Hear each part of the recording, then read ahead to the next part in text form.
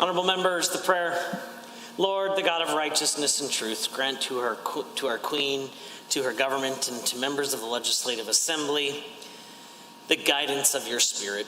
May they never lead the province wrongly through love of power or desire to please, but laying aside all private interest and prejudice, keep in mind their responsibility to seek to improve the condition of all. Please be seated. Committee of the Whole.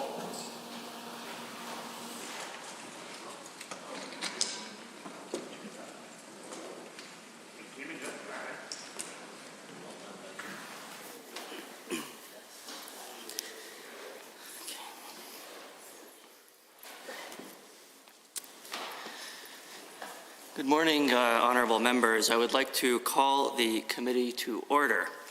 The Committee of the Whole has under consideration this morning Bill 43. We are on Amendment A2, which was moved by the member for Edmonton South. Are there any comments, questions? I see the honourable member for Edmonton Glenora. Thank you very much, Mr. Chair. And just because I'm trying to limit the number of papers, would you be so kind? I know that we're on an amendment, but I don't recall the wording of the amendment. Certainly. Would it be possible to read it into the record for me? Honourable member, the Amendment A2 reads as follows. Mr. Dang to move that Bill 43, Financing Alberta's Strategic Transportation Act, be amended by adding the following immediately after Section 17. Expiry. Number 18. This Act expires on December 31st, 2050. Thank you so much. Thank you to my colleague, the member for Edmonton South, for proposing such an amendment. We have a few amendments for this piece of legislation. It probably shouldn't be a big surprise given that our concerns lie with making life better and making life more affordable for everyday Albertans. And I appreciate that in the introduction of this bill and subsequent opportunities to speak, the sponsoring minister, the Minister for Transportation, has spoken to one very specific project. And with regard to that one very specific project that clearly the folks in Lacrete have been advocating for a bridge for quite some time, and they, from accounts shared in this House, overwhelmingly are willing to support a toll, which the minister has documented as costing somewhere between $10 and $20 per vehicle for a personal transport vehicle and probably $150 for a large commercial vehicle.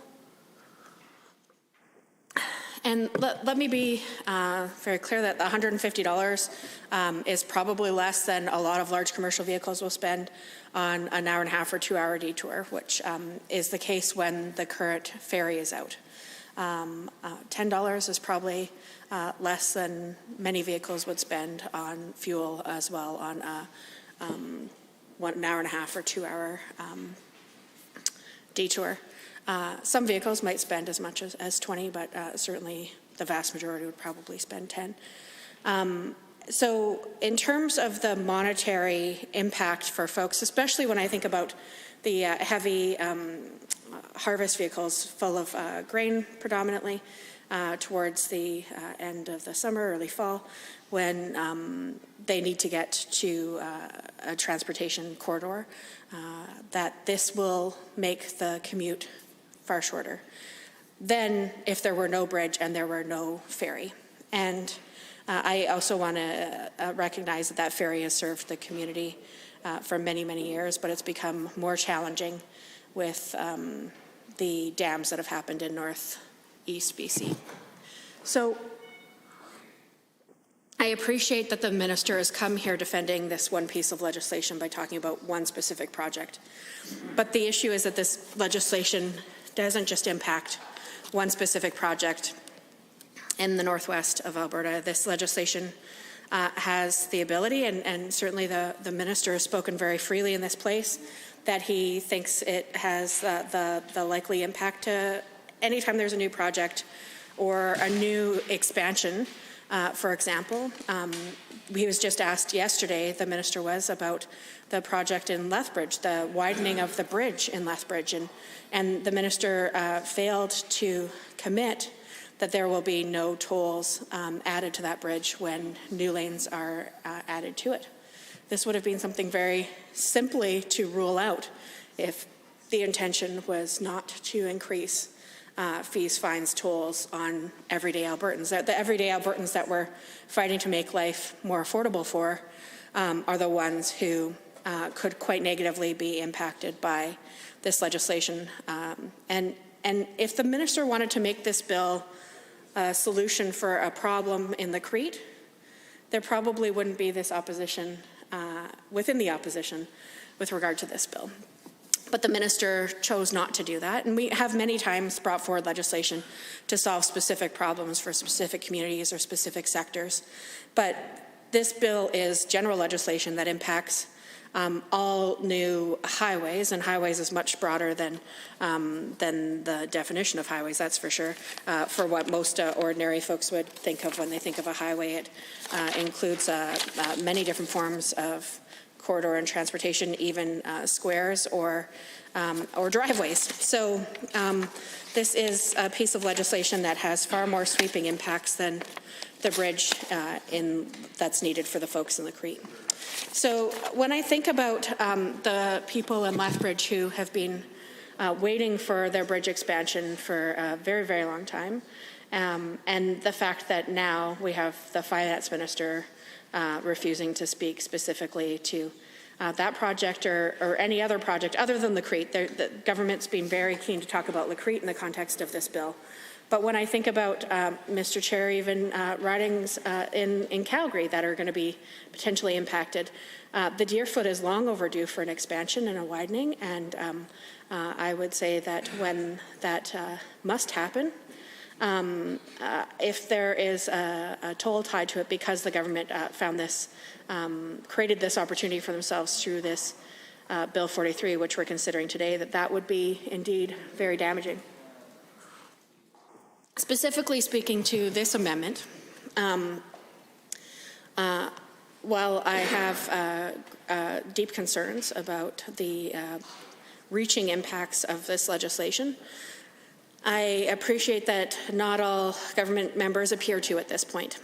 So it seems like a bit of a middle ground, as proposed by the member for Edmonton South, is to look out a number of years. I believe it's 2050 that the proposed expiry is, or the date for review is required, and to request specifically through this legislation that it be up for review. And that's a long time from now in most accounts, but at least it's that date. And I know that we have some pieces in this House where we've said they must be reviewed in 5 years or 10 years, or some specific orders that are just a few months.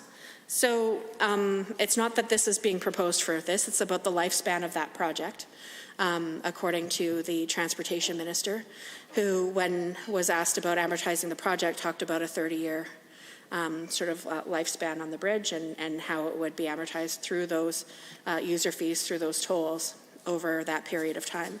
So it doesn't seem, if this is specifically about that project, reviewing this in the lifespan of that project or towards the end of that lifespan of that project seems like a reasonable compromise, specifically for members of this House to land on something that reflects their priorities and values in terms of this specific bridge, but reflects most Albertans' priorities and values in terms of not wanting to be gouged, not wanting to be forced to pay excessive fees for things that many have in the past deemed essential public transit or essential transit opportunities or corridors.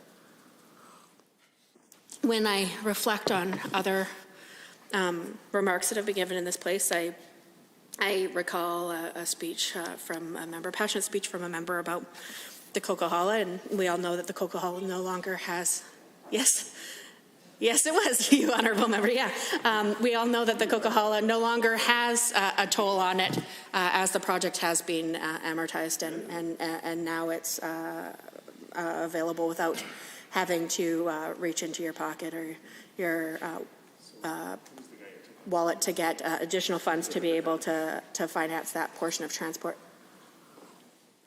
So I think it is only fair and reasonable that we do regularly reflect on the legislation that we have and whether or not it's meeting the needs of the people of Alberta.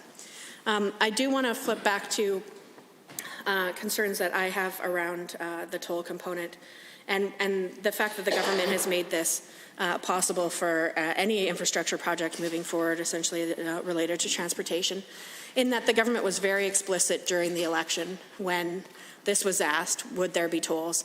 The now Premier, then candidate, talked specifically about how this would only be for industrial developments, it would only be for projects that industry needed, that industry should be paying. He was very explicit in that, and he shamed us for bringing fear or concern into people's hearts or minds regarding tolls that the general public would need to use. And we specifically were talking about soccer and hockey moms and dads. We were talking about people needing to drive to work that live on one side of a community and need to travel to another side. And the Premier was very quick to shame, and one of his favorite taglines was fear and smear. There's a few government members that like to use that about our concerns that this could have far more reaching impacts than just industrial projects that were required for commercial expansion.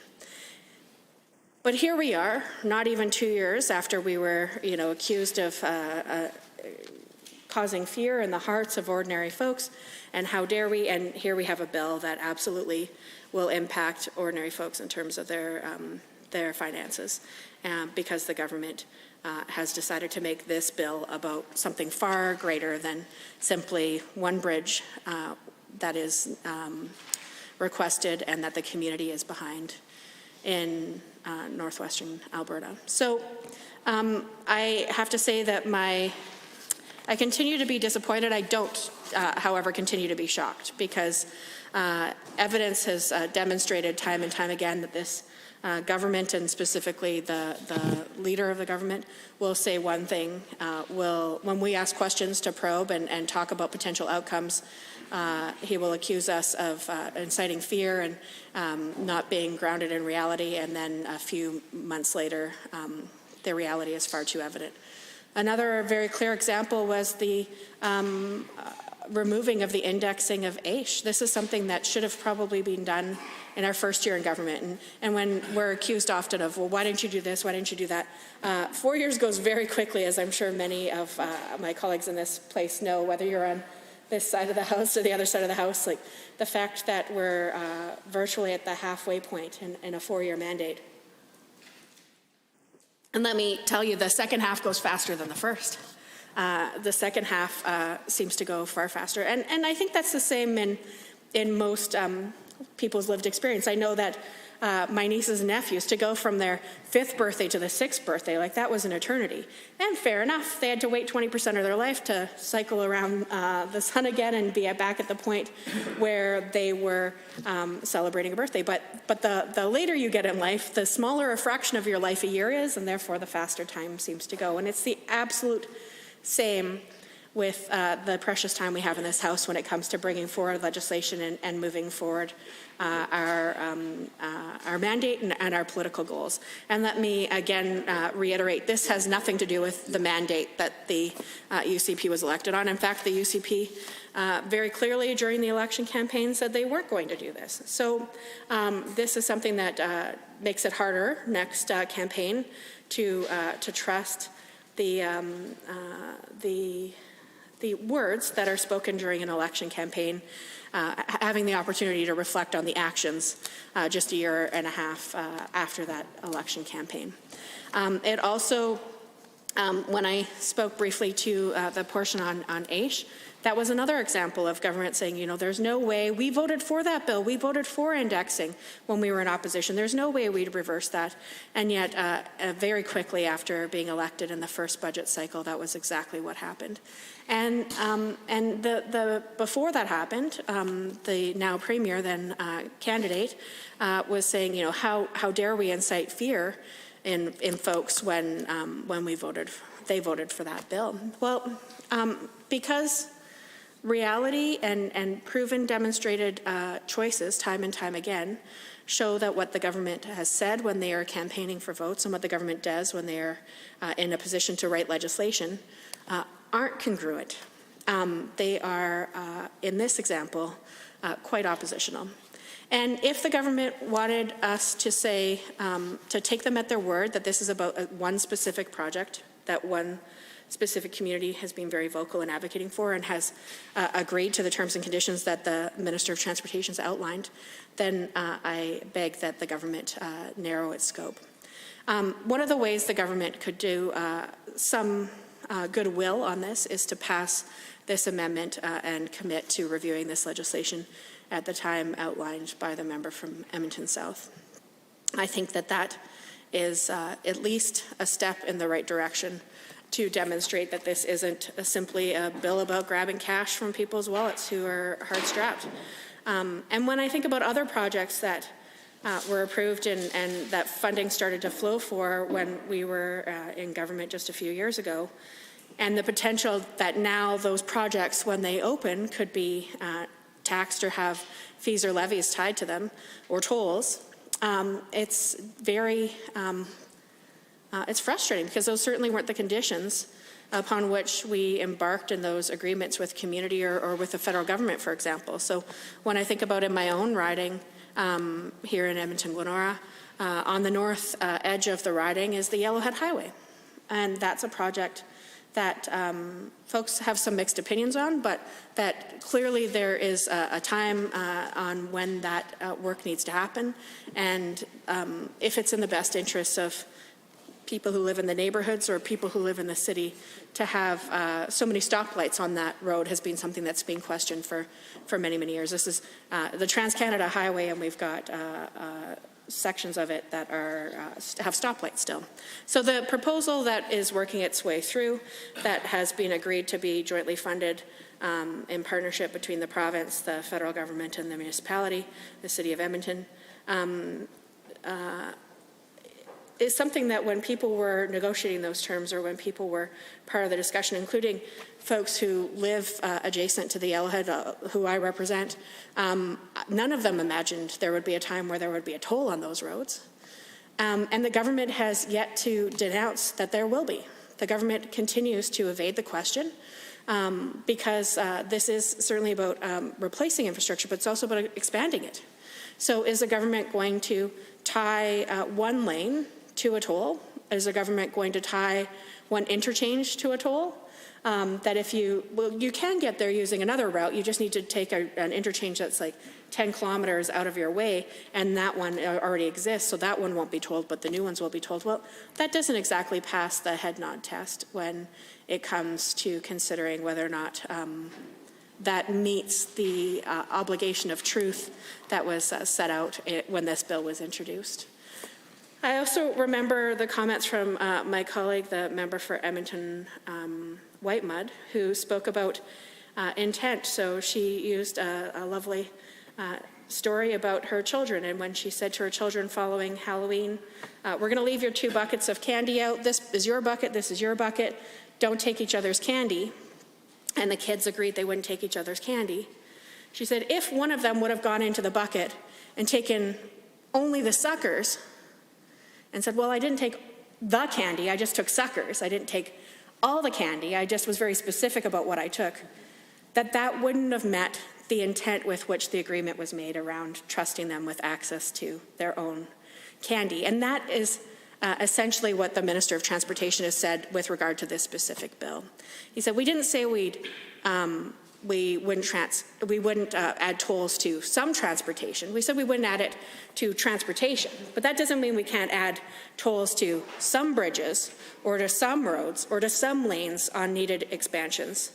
And that again, Mr. Chair, if that's how we want to start doing politics in this province, which appears to be the trend, I think that it's going to make life harder on the folks who elect us, and I think it's also going to make life harder on the folks who are elected, because when we say something, they expect us to keep our word. And I would say that this legislation does not keep the word of the Premier. It does not keep the word of the Transportation Minister, and I think that they're trying to I think it's not good on the look for folks who are in this profession to keep playing word salad and try to nuance their way through commitments that they made to the electorate and how they are eroding that trust and confidence in the public. And again, I just want to say that 4 years goes fast. and I know the government's of the opinion that they've accomplished a great deal of their mandate.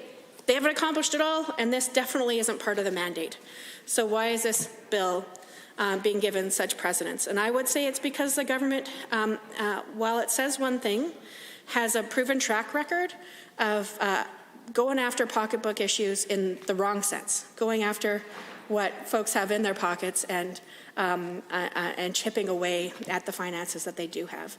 And let me remind all members of this place that the Now government was very effective in framing one specific piece of legislation as an attack on everybody's pocketbooks. And let me tell you that what the government has done since the election has been to increase personal income tax, increase education property tax. Now they're deferring that, so they say, this is a great gift because we increased it, but we're not going to force people to pay it this year. We're going to force them to pay it in future years. Well, that's not much of a gift, Mr. Speaker.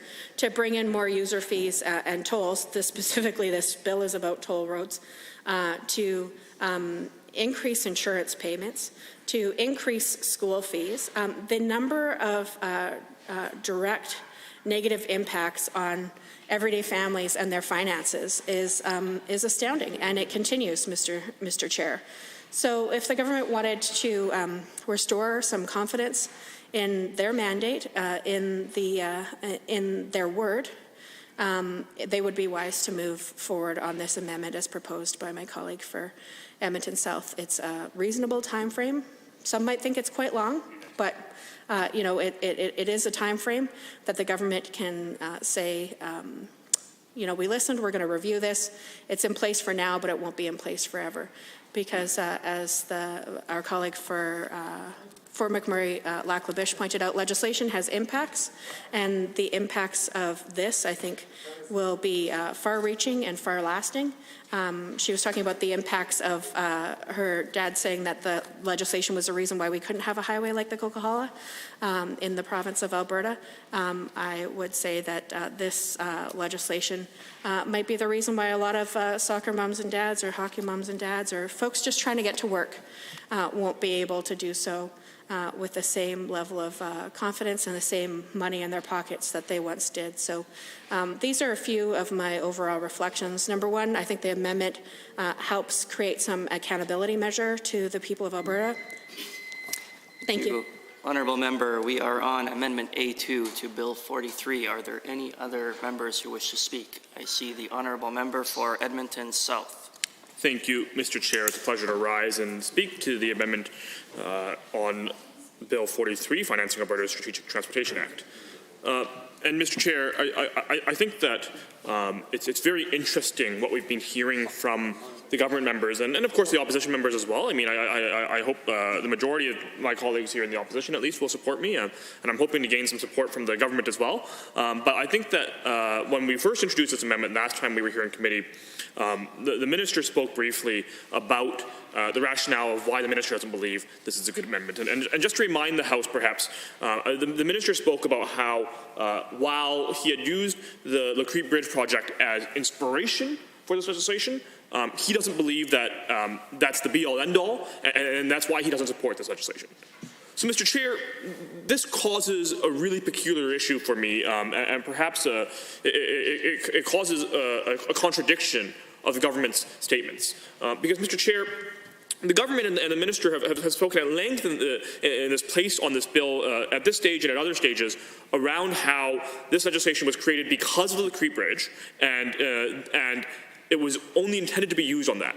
And then they've completely said and completely denied that it would be used on additional projects, that it would be used on other infrastructure, and that this was designed because of extensive consultations with the communities in and around the Creek. And that was the rationale given for this legislation. And then they've said, of course the Premier was not misspeaking or was not misleading when he spoke during the campaign and said that there would be no toll roads, because this is something that is specific, it's narrow, and it was accepted by that community. So, Mr. Chair, when the minister rose in this place and said, well, now we don't want to limit the scope because we may use it for other projects. We don't want to limit the scope because we may use it for other projects. And we've heard the minister publicly talk about how, for example, it might be the Deerfoot in Calgary. For example, how it might be Highway 2.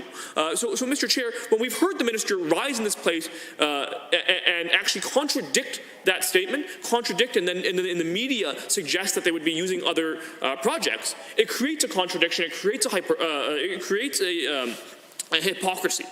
It creates a situation where this government is saying one thing in this place and then doing a completely different thing, where they are saying this legislation is designed only for the Creek Bridge and was inspired and designed for the Creek Bridge, but then, by rejecting this amendment, and actually in the minister's own remarks when he responded to this amendment, saying, well, actually, this government is interested in other projects. This government is interested in creating more user fees, in charging families more, in costing families more just to get to work. That's what this government is actually doing when they reject this amendment. When this minister rises in this place and uses that language and talks about how it's inspiration and not actually designed for this project, no longer designed for this project, it contradicts what the minister had said in second reading. It contradicts what the minister had said in other parts we've been hearing in committee. It contradicts what government members have been saying, and indeed it shows the truth. It shows that this government is more interested in charging Albertans more, giving $4.7 billion away to profitable and wealthy corporations, and then telling Alberta families that they will have more user fees, they will get less, and they will need to pay more every single day. If this was indeed designed for a single project, if this was indeed designed under consultation and created for a single project, a sunset clause like this, where the minister has admitted in his opening remarks in second reading that it would take approximately 30 years for this bridge to be paid off, a sunset clause would make sense, because we would be designing legislation for the projects that were intended. We would be designing legislation around the projects they're intended for. But instead, now the government tells us the truth. Now, we've introduced an amendment that the government tells us the truth, that they are more interested in giving $4.7 billion away to profitable multi-corporations while charging Alberta families more in user fees, while telling communities and telling families that they will have to pay additional fees and be worse off just to get to work every day than actually fighting for their interests. And Mr. Chair, it looks like we now know the truth. When the Premier said during the campaign that they would not be introducing toll roads, that is now no longer the case. That they would not be tolling new roads, that is no longer the case. It turns out that now this government is interested in charging families more, is interested in user fees, is interested in increasing fees across the spectrum.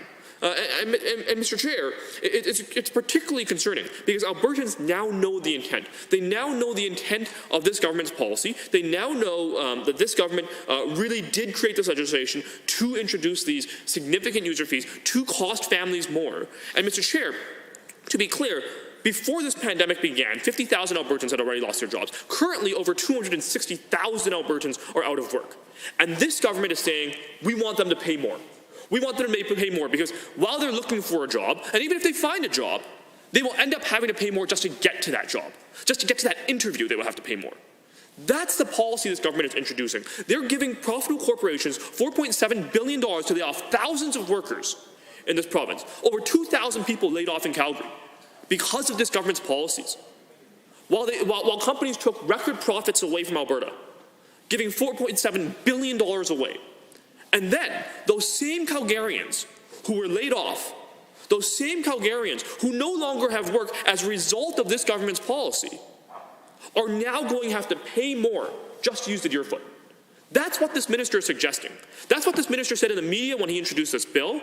That's what the minister is now suggesting when he says that, well, actually, we weren't just focused on the Creek Bridge. We actually are interested in tolling other roads. We actually are interested in increasing user fees for every single family. So, Mr. Chair, we see this as a pattern from this government. We see this as a pattern of behavior because we see municipal funding cut. We see municipal property taxes going up, the education property tax portion going up. We see the provincial taxes going up in terms of personal income taxes, and what the Canadian Taxpayer Federation calls a sneaky tax grab. We see user fees going up in things like land title searches.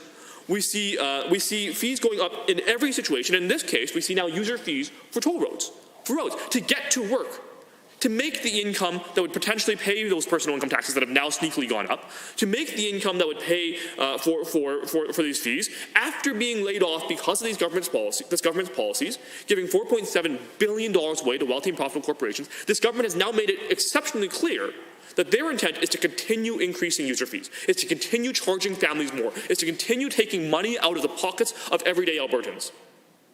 That's the policy that we're talking about here. That's why this amendment is so important.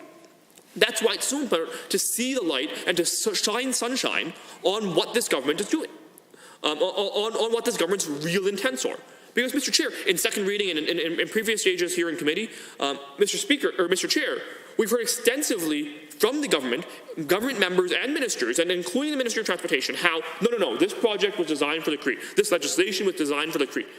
And then, once this amendment is introduced, the minister backtracks on that. And the minister goes, no. Actually, this UCP government wants to introduce toll roads on other projects as well. It's interested in introducing toll roads on other projects as well, including Deerfoot, including Highway 2. Mr. Chair, it simply doesn't make any sense. Why are we telling families they have to pay more to get to work?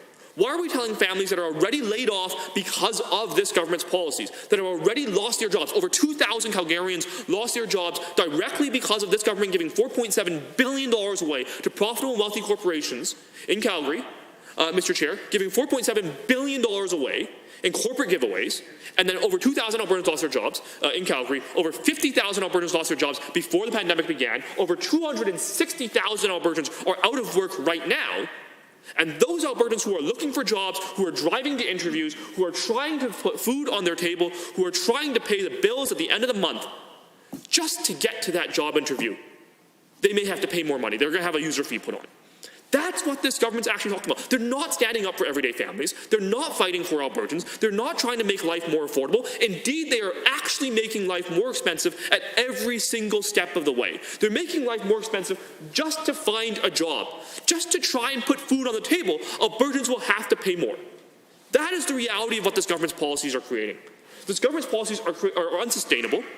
They're creating a situation where Albertans are paying more to drive their car. They're paying more to get to work, and on the back end of that, they're paying more in insurance as well. So, Mr. Chair, at every single facet, every single opportunity this government has, they're increasing costs on Albertans. They're taking money out of the pockets of families. They're making life harder for everyday Albertans. Every single chance they get, they raise personal income taxes. They give $4.7 billion away to profitable and wealthy corporations. They increase user fees. They increase insurance premiums. Every single opportunity this government has, they make life harder for Albertans. They make life harder for the over 260,000 Albertans who are currently out of work. For a government that claims they are laser focused on jobs and the economy. They are unable to create a single job. They make life more expensive. And then families are expected to simply cope. They're told that they have it pretty good. Mr. Chair, it doesn't make any sense. It doesn't make any sense that this government will continue on these job-destroying, economy-destroying policies. It doesn't make any sense that the government will continue making life harder for so many Albertans, when thousands of Calgarians, thousands of Albertans, hundreds of thousands of Albertans are currently unemployed, that they would continue to increase fees on so many families, that they would continue to increase personal income taxes, that they would continue to increase insurance rates, that they would continue to increase user fees, like this one, like toll roads. Because, Mr. Chair, when this government said this is only designed for the Cree, this is only designed for a single project, I wanted to take them at face value. I was extraordinarily skeptical. I even rose in this place and said, if that is the case, then why is the scope of this legislation so broad? And the government minister rose in this place and he replied, well, it's simply because that's how we draft legislation in this place, and we want to make sure we cover all our bases. So, Mr. Chair, I said, okay, great. So if it is only for a single project, which this government claims they have done adequate consultation on, then it would be simple to create a sunset clause. It would be simple to do the math, and in the minister's own remarks in second reading, he says that based on the user fees they expect, which is approximately $150 for commercial vehicles and $10 to $20 for personal vehicles, it would take about 30 years for the bridge to be paid off fully through tolls. So why don't we put in a sunset clause?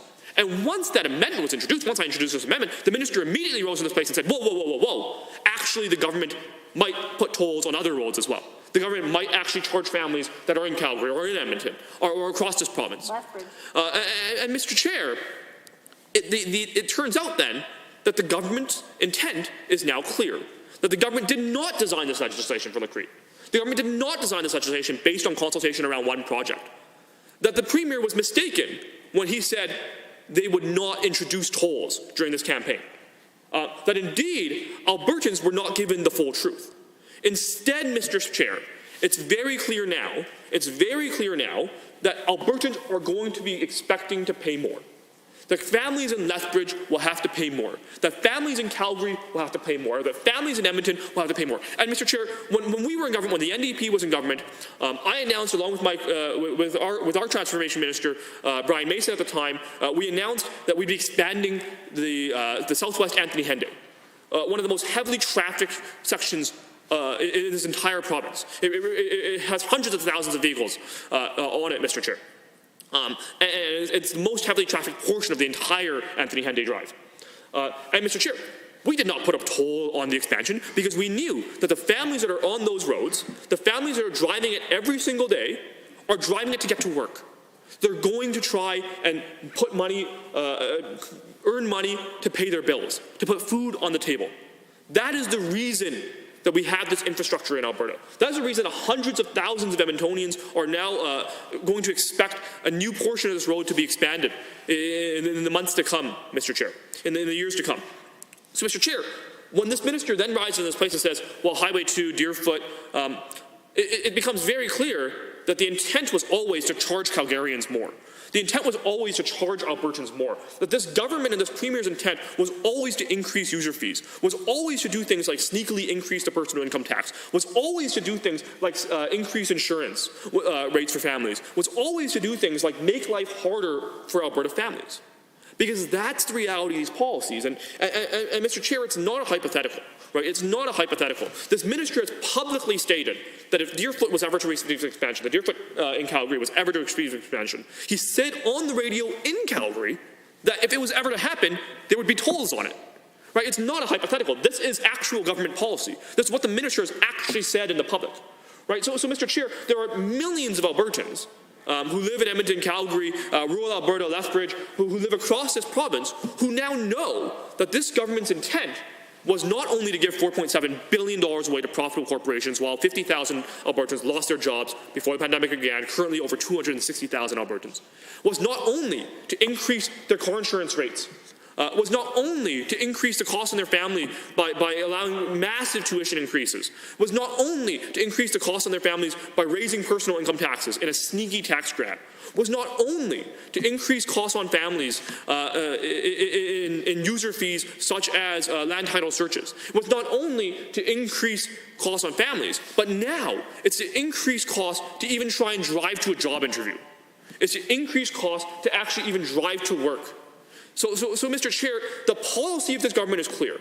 The policy intent of this government is clear. It's not looking out for everyday Albertans. It's actually making life harder, making life less affordable, making life more expensive for every single family across this province. The policies of this government have led to over 50,000 Albertans being out of work before the pandemic began, currently over 260,000 Albertans out of work, Mr. Chair. And the policy reality of this is that families are paying more and getting less. They're getting less access, they're having harder times getting to work, and they're going to have a harder time putting food on the table. That's the reality by this government's policy. They're not fighting for Albertans, they're not standing up for families, they're not standing up for jobs. Instead, Mr. Chair, it looks like this government is only giving $4.7 billion away to profitable wealthy corporations. That's what's going on here. That's why this amendment is so important. That's why this amendment shines light on what this government's true intent is. It shines light on what this government's true policy objectives are, and it is to continue increasing user fees. It wasn't enough that insurance went up. It wasn't enough that it cost more to do a land title search. It wasn't enough that personal income taxes went up. Indeed, now to drive on the roads themselves, this government will charge you more. This government will tell you you have to pay more. This government will continue to take money out of the pockets of everyday Albertans. This government will continue to tell families that they are expected to pay more, while corporations that are profitable and wealthy continue to get massive giveaways to the tune of $4.7 billion, Mr. Chair. That's what's happening here. What's happening here is we've now, through this amendment, shown that this government's ploy to open up additional tolls wasn't restricted, wasn't limited to what they claimed in this place. What they spoke at excessively, saying it was designed in consultation with Lacrete, and that was what it was intended for. It's clear that's no longer the case. It's clear that the actual intent is to increase user fees. The actual intent is to charge families more, is to cost Albertans more, is to make life more difficult, is that this government's policies are making life more expensive. is making life harder for every single family in this province. That people from, whether you live in Lethbridge or Edmonton or Calgary or Fort McMurray, are going to be paying more in almost every single facet of their life. Every single day, Mr. Chair, at every single opportunity, this government raises costs on families. This government makes it harder to be an Albertan. This government makes it harder to put food on the table for your family. That's the reality of what this policy is doing. That's why this amendment was so important. That's why when this transportation minister rose in this place and contradicted himself, that's why when this minister rose in this place and started talking about how there was actually intent to broaden the legislation and to broaden the scope and knowing it would be bad because it wouldn't allow them to put in tolls on other roads, that's when it became very clear. It became very clear that this government is not fighting for Albertans. This government is not fighting to make life more affordable. This government is not fighting for the interests of families.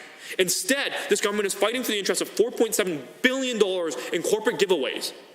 Corporate giveaways to profitable and wealthy corporations, Mr. Chair. That's what's becoming so clear. And Mr. Chair, it really is disappointing because members of the opposition here would have loved to take the government at face value when they said this is designed for one project. That the community of the Crete has asked for this project, that we've done extensive consultations. When the government said that, members of the opposition would have loved to take it at face value. But when they reject amendments that are reasonable like this, when the Minister of Transportation rises in this place and says, well, actually, we want to do additional tolls, so we can't accept this amendment. When the Minister of Transportation says that, it proves to families, whether they live in Lethbridge, whether they live in Medicine Hat, whether they live in Edmonton, whether they live in Calgary, whether they live in Fort McMurray, that it is going to cost them more. That every single day, this government is bringing in policy that will cost them more, that will make it more difficult to live in Alberta, that will make it more difficult to put food on the table, that will make it more difficult for the 260,000 Albertans who are currently out of work. Over 50,000 of those Albertans lost their jobs before this pandemic even began because of this government's policy. For those families, now if they want an expansion on the Deerfoot so they can go apply for a job, if those Calgarians want to go apply for a job and go to a job interview, it's going to cost them more because there's going to be a toll road. That's what the policy of this government is. That's what the policy intent of this government is to raise their personal income tax so if they find a job, they'll have to pay more in taxes, and then and then to get to that job so they can pay more in taxes, they're going to have to pay a user fee up front. The government is making it more expensive every single day. The government is making it harder to be a family in Alberta every single day. The government is increasing fees in every single way they can find. This government, which claims they are proponents of small government, this government which claims they are proponents of fiscal responsibility, this government which claims they are fighting for Albertans, instead is making life more expensive. Instead is making it harder for families. Instead is making it more difficult for Albertans. So, Mr. Chair, it is extraordinarily disappointing. It is extraordinarily troubling to see this policy. Thank you. Honourable members, we are on Amendment A2, and I see the Honourable Minister of Justice. Thank you, Mr. Chair. Mr. Chair, it is always a pleasure for me to rise before this Assembly to speak on important matters that affect all of us and our province. Madam Chair, I am proud.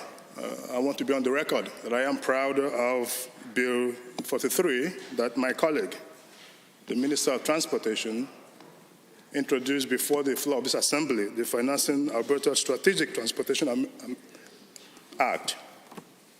And in that context, Mr. Chair, I would like to speak on the amendment brought forward by the member from Edmonton South, which seeks to put an expiry date of December 31st, 2050 to this important piece of legislation. Mr. Chair, the member from Edmonton South, can sit in this Assembly and speak in general terms without relevance to the content of the bill before us. And that is his prerogative. He's an elected member of this Assembly. He's entitled to use his time as he wishes. But I think it's important that we clarify the bill before this Assembly. And he talks about, let me begin by saying that he's always fond of talking about the $4.7 billion. And the members opposite are always, at every opportunity they have, rise before the floor of this assembly to talk about how this government gave away $4.7 billion. The blunt truth is that Albertans, despite what the members opposite would want you to believe, Albertans see through that is a bogus claim. Every reputable economist in this country have had to debunk that allegation. And so Albertans see it for what it is, which is the persistent desire on the part of the members opposite, to mislead. The member from Calgary McCall is heckling, and that is very consistent with what we see before the floor of this assembly. You saw, Mr. Chief. We all sat here. We listened to all the noise that they make in this particular assembly. We don't heckle them. But they don't have the simple courtesy, to just sit down and listen from the members on this side. But, Mr. Chair, I just want to again focus on, the bill before this assembly. Listening to the member from Edmonton-Glenora and member from Edmonton South talk about this bill, as if this bill is going to, if you sit down at home listening to them, you would think that this bill is going to toll every single road in Alberta. That is what, if you are home listening, that is what you would come to conclude listening to the members opposite. And that is part of why the members opposite can now be trusted by Albertans, because they come before the floor of this House. Their aim is to create confusion, to mislead, and to divide Albertans. Mr. Chair, they talk about, making life more expensive. The member from Edmonton South, he likes to, stand here and talk about things that has no relevance whatsoever to the issues before the floor of the assembly. He talks about, making life more expensive. Mr. Chair, I want to remind the Albertans that this is an opposition party that, whilst they were in office, saddled Albertans with a multi-billion dollars in carbon tax, a tax that they did not campaign for, a tax no single Albertan saw coming. And the reason why they are today sitting on that side of the opposition, amongst other things, a multi-billion dollar tax that made life more expensive for every single Albertan. It doesn't matter where you live in this province. It doesn't matter your class. It doesn't matter the type of work you do. It doesn't matter whether you drive to work or whether you walk to work or take the train. It doesn't matter. Saddled Albertans with so much expense. And here I can hear a member from Calgary, Buffalo, heckling as well. That's what they do in this assembly, Mr. Chair. But Mr. Chair, whilst the members opposite were in charge of our province, they nearly ran our province to the ground. The reason why Albertans revolted against them, they saddled our province with the multi-billion dollars in debt. They chased away hundreds of billions of dollars in investment. Investors were so scared to come to our province to bring in capital and to invest as a consequence of the policies pursued by the members opposite. Mr. Chair, they have no credibility whatsoever to talk about what it means to build, what it means to rebuild an economy, what it means to make life more affordable. Mr. Chair, they colluded with the federal government and imposed and pursued policies that devastated our economy. The reason why we are in a deep economic crisis right now is as a consequence of the policies that the members opposite pursued from 2015 to 2019. The reason why Albertans, again, fired them, Mr. Chair, it is unfortunate. They talk about people suffering, people out of employment, and that is true. Our citizens across our province right now are suffering, and nobody, certainly from this side of the aisle, want to ever minimize that. We acknowledge that Albertans are suffering right now. And that's why we are working hard and doing everything we can to make sure that we rebuild our economy and make life a little bit better for everyone. But Mr. Chair, the reason why Albertans are suffering right now, again, goes back to the mistake that we made as a province by electing the NDP. If we had not made that particular mistake, we would be in a better place to manage this economic recession and this pandemic.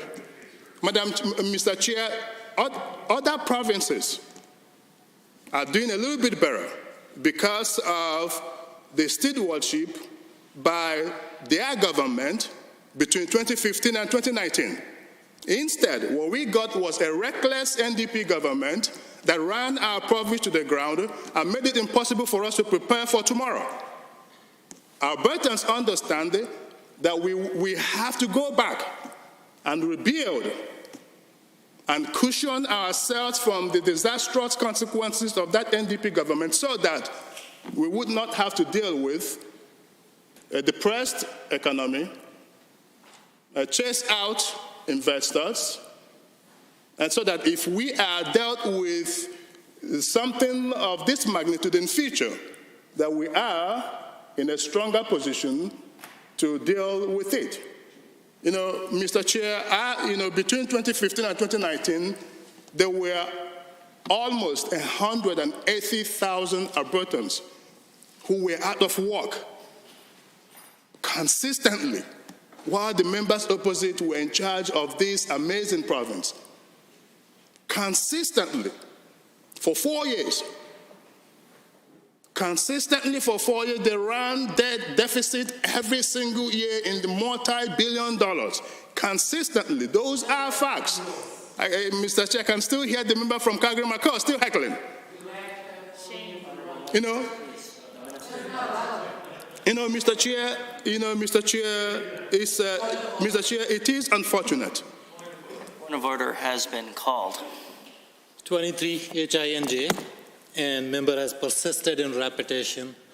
That will bring disorder to this House. And whatever he has said so far, it has nothing to do with the amendment on the floor.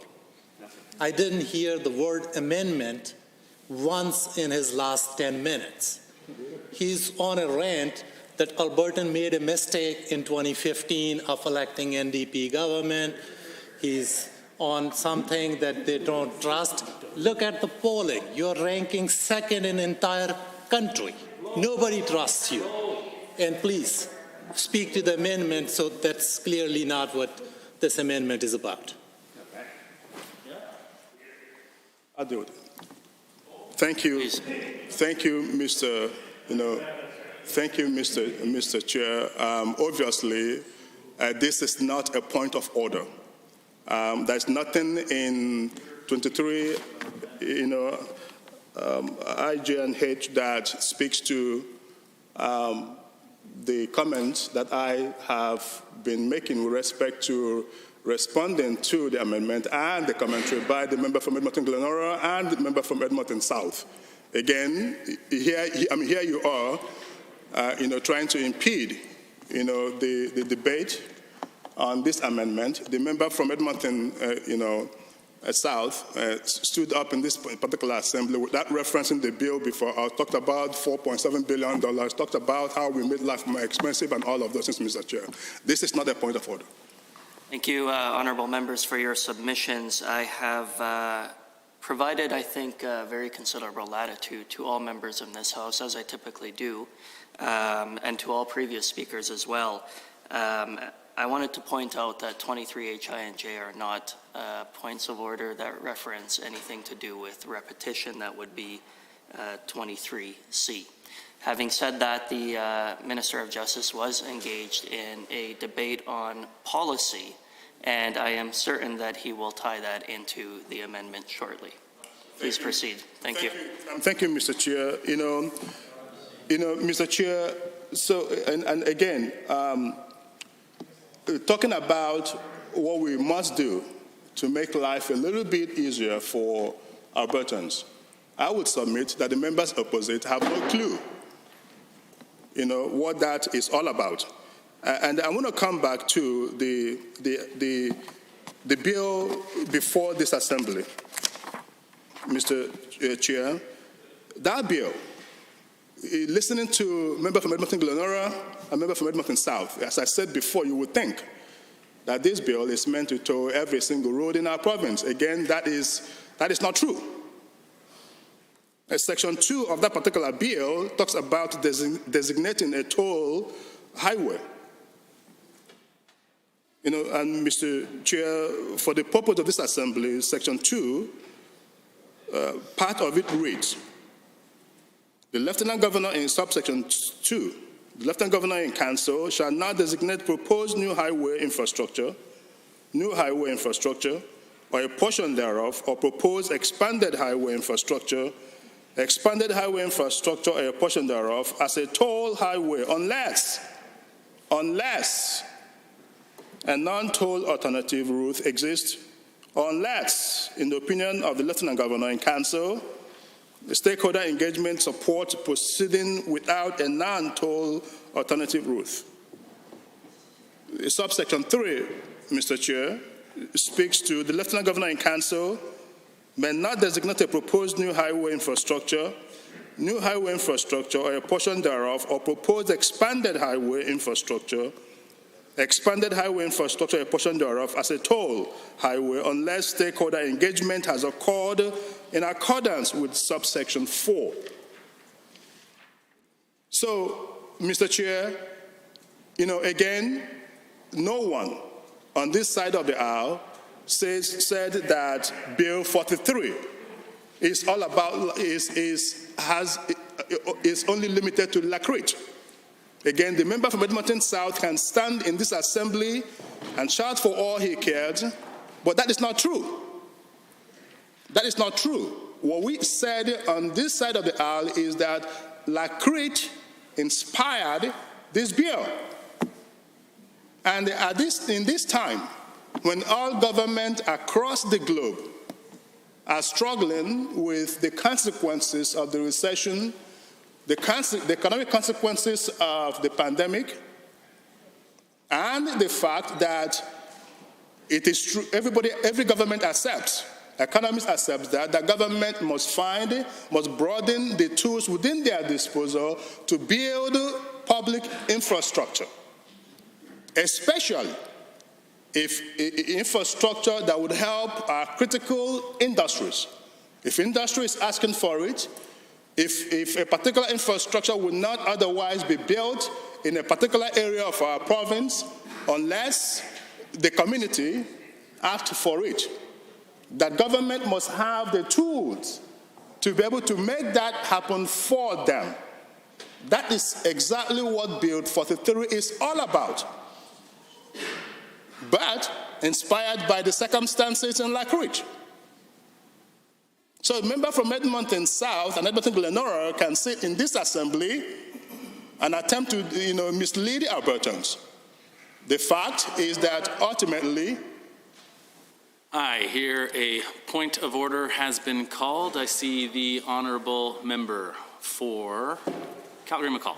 23. Did you hear that? H and I. Basically, I think member from Minister of Justice referred to member from Edmonton Glenora and accused her for misleading Albertans in this House. I think that's clearly a point of order. I do not believe that people who come here, they're here to represent Albertans. They're not here to mislead Albertans, so I think ministers should withdraw and apologize. I see the Minister of Transportation has risen to respond. Mr. Chair, I will say this, that the honourable member pointed out that two members of the NDP misled the House. He should have said the NDP led the House and not the members. So on his behalf, we'll apologize and withdraw and then remind the honourable member the next time to say that the NDP misled the House instead of the individual members. You cannot call a point of order in the middle of a point of order. I'm listening to the Minister of Transportation unless he's completed his comments. that it's very easy to determine that this matter is now closed. There has been an apology given to the House with regards to the comments. If the honourable member could please, if the honourable minister could please continue. Thank you, Mr. Chair. So, Mr. Chair, I mean, again, listening to the members opposite, you would think that this bill it will toll every single road in our province. Nothing can be further from the truth. And as I was saying before, that every government, every country in the world, in the wake of the global economic crisis and the pandemic and its consequences on global economy and national economies, are struggling, to make sure that they continue to build for tomorrow. And every government across the globe are working hard to make sure that they have the tools to begin to continue to build infrastructure, even in those places where it could have been harder, would be harder to build those infrastructures as a consequence of declining revenue. And we have industries that operate in remote areas of our province, in places where it is harder, to build infrastructure. And government, and certainly this government, is prepared to make sure we have the tools to continue to build. I know that the members opposite, have a hard time, understanding what it means to build, unless they are prepared, to pursue policies that makes it difficult for government and economies to continue to be viable.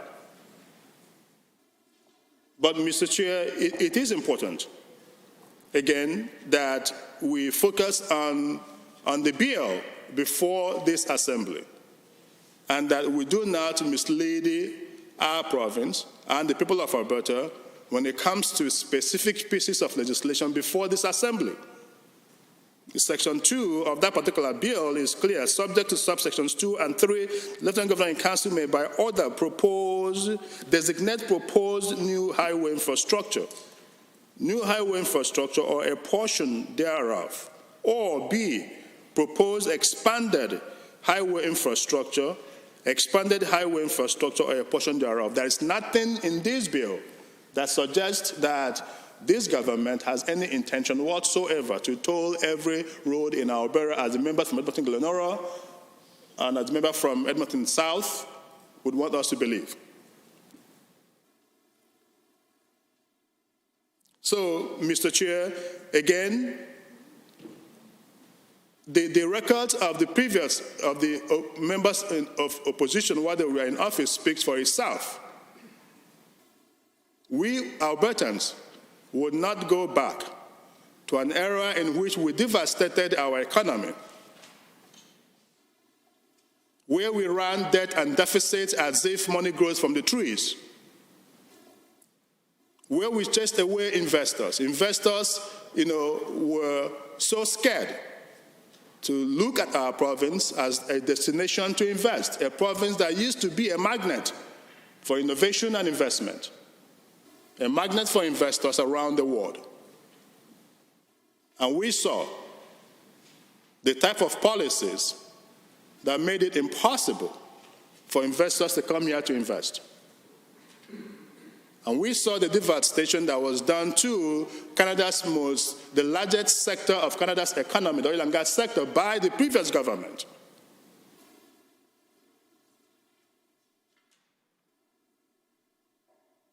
And we saw a province with a combined debt of $12.9 billion in 2015, and by short order, 3.5 years, that debt had become nearly $70 billion. So who out there is surprised that the province is going through a period of adversity right now? Who out there is surprised that it was difficult for us to be prepared for this pandemic economically? I don't see any single Albertan out there who don't understand how we got here. They knew that we got here because of the previous government, NDP government. And they knew that we must now begin to dig ourselves out of that particular hole. And the members opposite can, stand in this assembly and hop and puff about polling. On this side of the aisle, we are focused on protecting public health, protecting lives and livelihood, and making sure that once again we have the fundamentals right, that we build a solid foundation so that what happened to this province between 2015 and 2019 will not happen again. So that the next time we are confronted with a global crisis or a pandemic of this nature, that we are better prepared to deal with it. That's what responsible governments do. Not to rack up debt and deficit as if there is no tomorrow. And Mr. Chair, the reality is that, again, this amendment, that seeks to put an expiry date on a project that has not even been built, on a piece of legislation that the projects have not been determined, is highly irresponsible. We do not know how long it will take. Even if we know how long it will take to pay off the investment in building that particular road, from a legislative legal point of view, I would submit, Mr. Chair, that it is highly irresponsible, for the member from Edmonton South to suggest or put forward an amendment that will lead to an expiry date of December 31st, 2050. On that particular basis, Mr. Chair, I will urge all members of this Assembly to vote down this amendment. Thank you. Thank you, Honourable Minister. Are there any members looking to join debate on A2? I see the Honourable Member for Calgary Mountain View has risen. Thank you very much, Mr. Chair. So I do have rather a long speech on this, but fortunately it's committee. We can all speak repeatedly. But I think before I get into that, I will take advantage of the Speaker's ruling that everything that the Minister said was in order to reply to some of those comments. So I think it's worth starting out by mentioning, so we're here. I just do want to make note that I think there is an apology on the record with regards to some of the comments. So I would just I believe the apology was just, I'm definitely not going to use the terms that the Minister used. I'm referencing, sorry, the ruling of the person that was in the chair immediately before you. Oh, okay, perfect. Yeah, okay, go ahead, please. The Minister spoke, I think, rather at length about sort of costs downloaded to Albertans, and that is, I think, on point with respect to this bill, because the concern, certainly that I have with respect to this bill, is that it's downloading costs onto Albertans.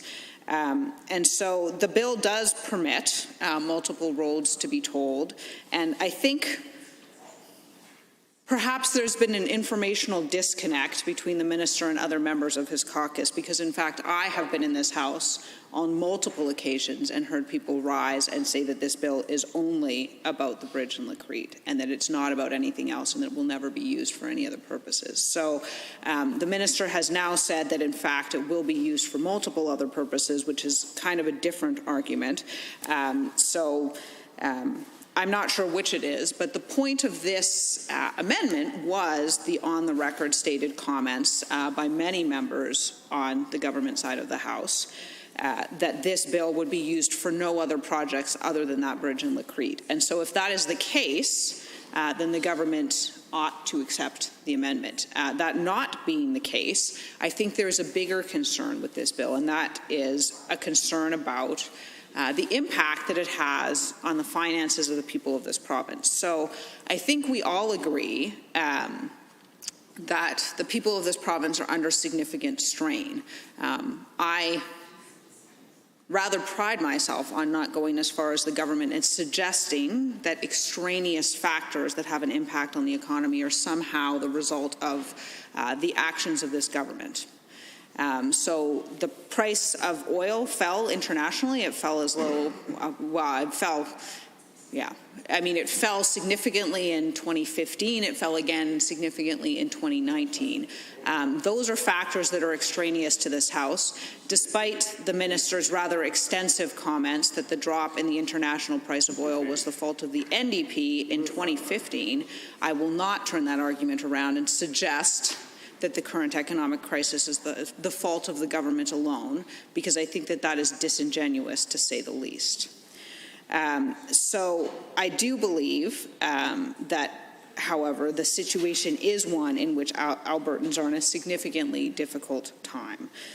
So we're in a big recession. A lot of people have lost their jobs. I believe that the actions of the government have certainly done nothing to remedy that and have probably added on to that stress for them. We saw 50,000 job losses before the pandemic even hit, which I think is a pretty big concern. The minister spoke also extensively about deficits, and I think it's worth pointing out, and I've said it before, I'll say it again, the deficit in the first year of the UCP government, before COVID was even sort of in play, was larger than the previous NDP deficit had been. So when the minister references extensive and excessive deficits, I think he really ought to look at himself first before he looks to others, because it is definitely true that the UCP's deficit was larger that first year, and I think that that is pretty clearly on the record. I also think that it's worth talking about decorum in this House, because obviously, look, we disagree on this bill. We do. There's no question about it that we disagree on this bill. But I think we can do that without becoming excessive. I don't think we need a 10-minute discussion of policy that was many, many years ago.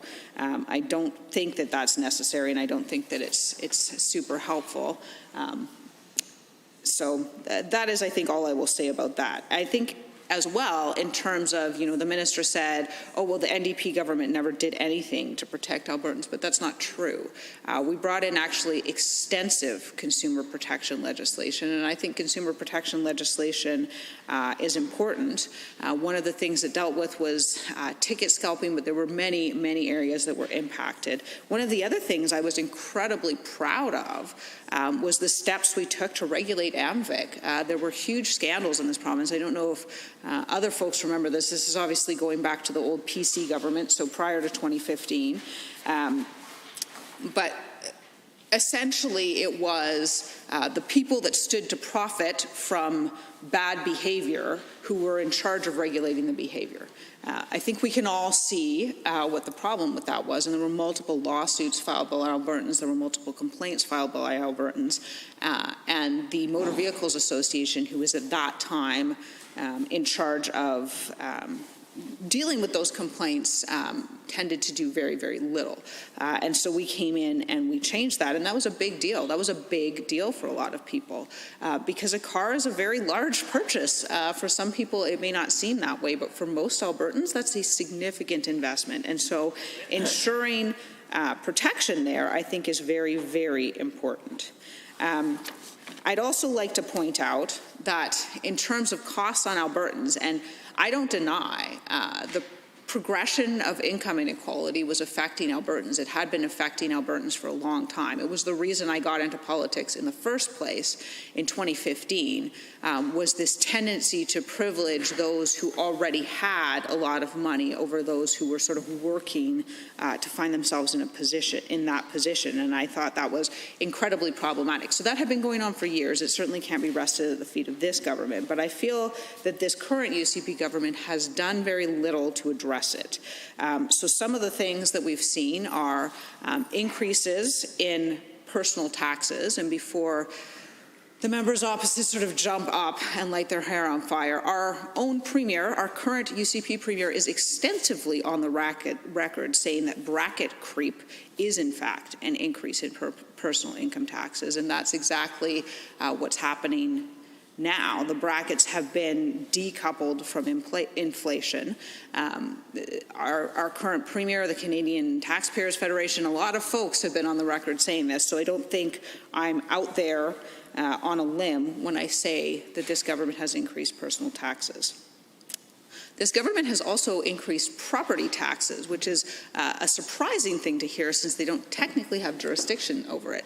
But by downloading infinite costs, costs of policing, costs of MSI, many, many other costs onto municipal government, they have in fact indirectly increased taxes, and particularly in rural areas where the costs of policing that are being downloaded onto those rural communities are greater than the cost potentially of their current budget. There's no other way for them to go forward than to increase property taxes. And that's fine. I mean, I don't think it's fine for the individuals living there, but it's not out of the scope of the rights of the government. The government has the right to do that. I'm not suggesting malfeasance here. I'm simply suggesting that the impact of their decisions is a very high increase in the property taxes of the people of rural Alberta. Finally, I think when we turn to insurance, and the government is on the record extensively saying that the problem was the cap in the first place, which makes absolutely no sense because the cap was 5%. And honestly, if I was someone running a department and I saw costs escalating in my department at greater than 5% a year, I would raise my eyebrows. I would say, what's that? That doesn't seem right. That's not value for money. And so the idea that it's just obvious and transparent that the insurance industry should have costs that raise at greater than 5% a year, I don't think that's true at all. And in fact, when we were in government, we had said to the insurance industry, look, if you can demonstrate to us, if you can bring forward a legitimate business case to prove that your costs need to increase at greater than 5% a year, then we will have that conversation with you. But we need you to prove it because we think that an increase in costs in greater than 5% a year, it should be questioned if it's the government, and it should be questioned if it's anyone else who is charging Albertans.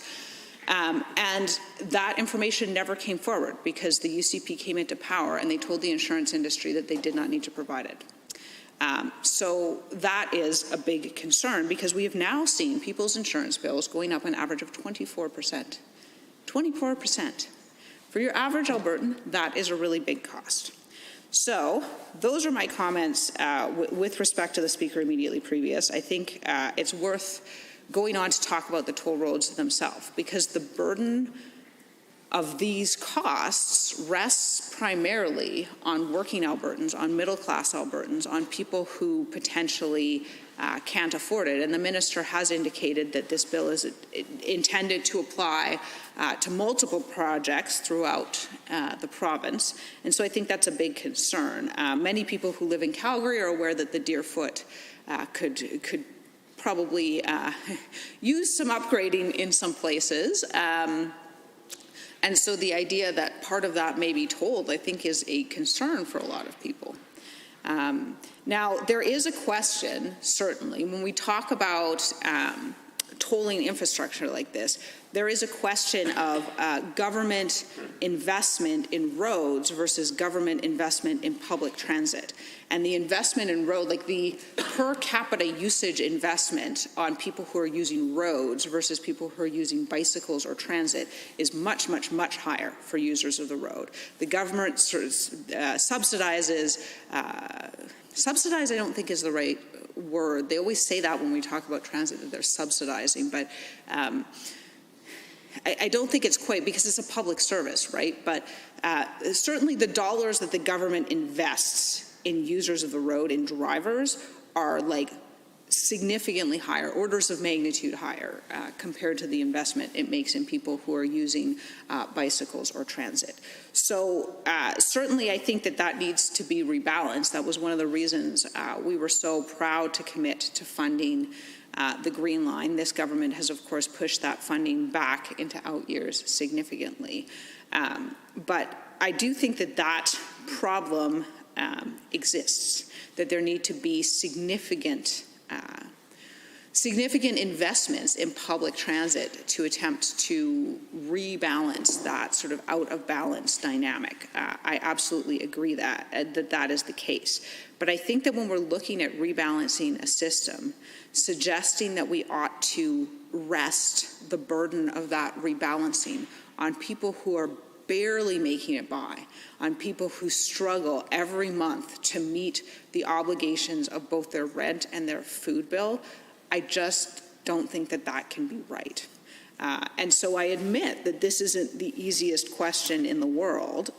I don't think it necessarily has a clear answer, but I think the outrage that comes with respect to this bill from the public and from our side is because we're talking again about resting another burden on regular Albertans. And I wish I had the numbers in front of me now. I know I used to talk extensively about this. So I would say a couple years ago, the average income in Canada was about $45,000 a year for an individual person. And that's, it can make it a challenge. So let's even say that it's 60. 60 seems like a fair number. I think it's, as a median income, that can be a real challenge, right, for a family to be able to, when you think about the costs that people are paying in terms of the cost of housing, the increased cost of insurance, the taxes they are paying, it's getting hard. And when you look at the cost of sort of big life purchases, so buying a house relative to the average income, there has been significant slippage over the last 30 years.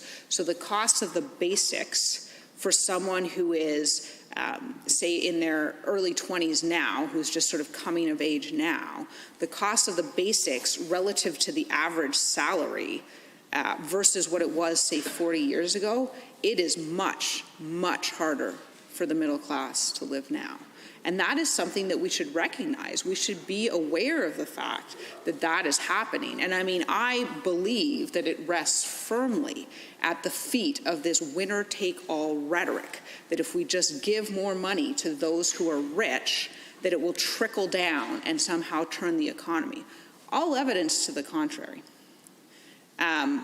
It doesn't trickle down in that way. I think we have an enormous amount of evidence that it doesn't. But I think that rhetoric, that somehow that's good for the economy and it's okay for those at the top to be extremely greedy and to have salaries that are hundreds or thousands of times the salary of an average worker, that that's okay and that that's somehow healthy for society and for the market. I don't think that that's the case.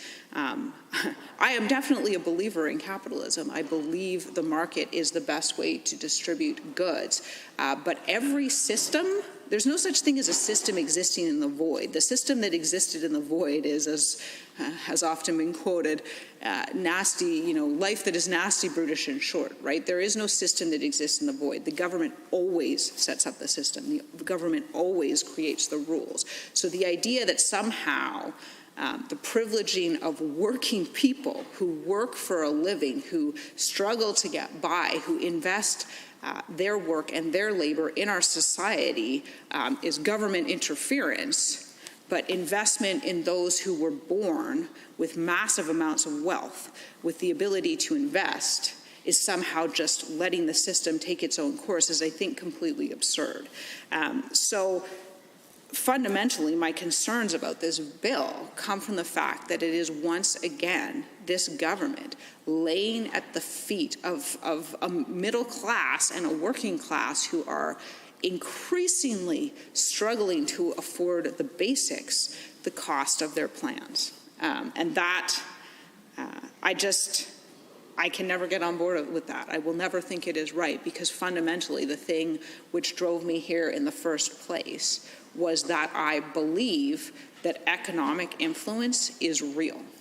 I believe that when you have some people whose salary, whose net worth, whose whatever is worth orders of magnitudes, hundreds, thousands of times what other people are worth, that at the end of the day has negative impacts on our society, on our economy, and on our democracy. because it means that some people can buy influence. And so this bill, like many others, does exactly that.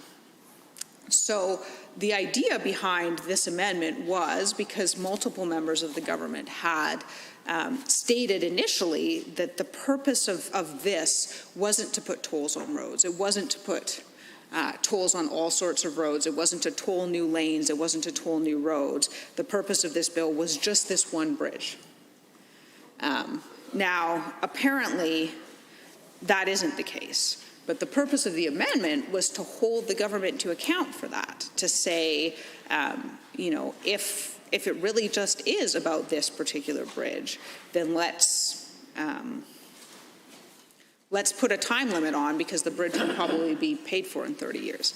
Now, the government now having said that their intent is basically to toll new road infrastructure throughout the province, I think that's, again, a bigger concern. I think that makes the situation worse and not better. So I do support this amendment. I think it's a good amendment.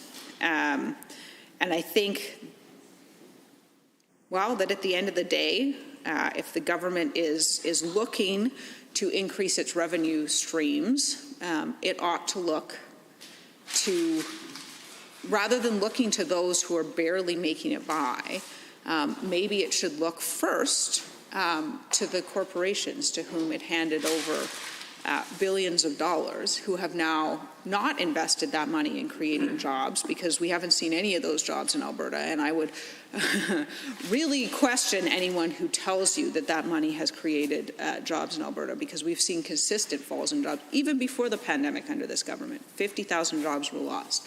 So we have seen a significant downward trend. I think there is literally no evidence that money created a single job in this province. So that money was given away. It was taken. It was given out as shareholder profits. It was taken to many other places. And this is a consistent pattern of behavior on behalf of this government.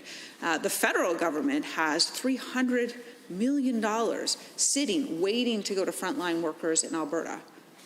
And all that this Alberta government needs to do is match it with one quarter of the funds. And that money can go out to Albertans, to average Albertans, to middle-class Albertans, who we know are more likely to spend it in the economy. Are there other members wishing to speak to Amendment A to the Honourable Minister of Transportation? Okay, thank you. I will do something different than what's happened in the last 15 minutes, and I'll spend a little bit of time talking about the bill. That was an interesting trip around the world, a little philosophy of the Honourable Member, which is fine. That's what this place is for. It's a place where we come to talk about things, and the Honourable Member did that.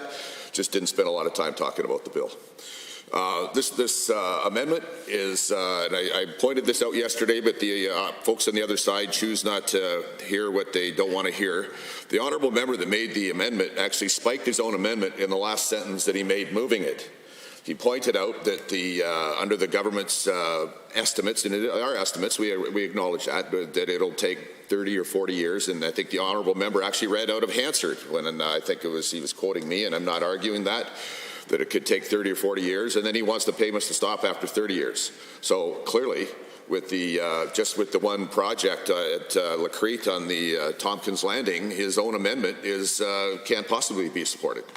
So that should kind of put that to rest. But the opposition is doing their best. This must be good legislation. I hope they vote against it, because it's good legislation. And I hope our side votes for it so that it passes. It's good legislation because it's given a group of Albertans what they want. And the opposition wants to say, well, you went up and you talked to people, you got a really strong signal, this is what they want, we want you to not give it to them. Now that, if there was ever a definition of what the NDP, how the NDP operates, that's it. Find out what Albertans don't want and give it to them. And that's when they vote against this, that's what they'll be voting for, not letting Albertans have what they asked for. This is textbook NDP stuff. And I'm going to divert just for a little bit here, because I love the Honourable Member said a couple times talking about how 50,000 jobs were lost pre-pandemic. I will remind the Honourable Member they lost over 180,000 jobs pre-pandemic when they were in government, and drove over $100 billion worth of investment out of this province. So we are busy. less than 2 years in, trying to clean up the mess that was left behind. And the analogy I often use when I talk to people is that if I'm doing mischief and you give me a shoelace and 10 minutes to tie a knot in it, it's going to take you a lot more than 10 minutes to take the knots out of that shoelace. And that's kind of analogous to what we're doing here. The NDP had 4 years to tie knots in Alberta's economy, to take away jobs, to take away investment, to take away quality of life. And honestly, Madam Chair, it's probably going to take us more than 4 years to undo the knots that they put in Alberta. And that's unfortunate, but that's what happens. The voters are always right, and they chose an NDP government in 2015, and now they knew 4 years later that they needed to go back to something that made sense. But it's probably going to take us more than 4 years to get the knots out of the shoelace of Alberta that the NDP did by taking away jobs, the economy, the quality of life, investment. All those things aren't going to come back right away, because the long-term damage that an NDP government did will live on for a lot longer than the 4 years after they're gone. But we will continue, as we have, to work hard to correct that ongoing damage done by the NDP government during those dark 4 years. So Madam Chair, on this item, the opposition tends to do their best. It must be good legislation, because the best arguments they have are contra to what's actually in the legislation. I heard the honourable member say several times that the government said they're only ever going to do one project. We never said that. We never said that. And then they said, well, then we're going to toll every road in Alberta. Well, we never said that either. What the legislation says is that every time we consider doing a toll or a user pay project, that we have to do public consultation, that the money can only go to pay for the project, that there always has to be a non-toll option, so that any Albertan that doesn't want to pay a toll can live their whole life in Alberta without paying that toll. These are, and that can only be on new and expanded infrastructure. So when they say that it's going to be on every road in Alberta, no, the legislation actually doesn't allow us to do that. We put a fence around it to not allow these things that the NDP say we're going to do, and yet they keep saying that we're going to do it. I think reasonable Albertans will see that. My advice to the NDP is to read the legislation. If you want to complain about it, this is the place to complain about it. But please complain about what's in the legislation, not what's not in the legislation. If you have got, what I haven't heard a lot from the opposites is actually complaining about what's actually in the legislation. They make up a bunch of things that aren't in the legislation, and then they set up a straw man, and then they knock it down. But the fact is, what they're saying is going to happen isn't allowed in the legislation. I was also interested in the previous speaker's argument talking about how middle-class people are going to pay for all this. I think we had this discussion. See, in this particular first project, it's probably going to be corporations pay for it, and the NDP was complaining that the corporations would be able to write off that, so they won't have to pay for all of it because whatever their marginal tax rate is, they will get some of that back, and that's actually a legitimate argument that they will get some of that back through the tax process, some through the federal government. Actually, it's kind of a bit of a transfer, I suppose, from Ottawa to Alberta that way. But here's the other, which is not necessarily a bad thing.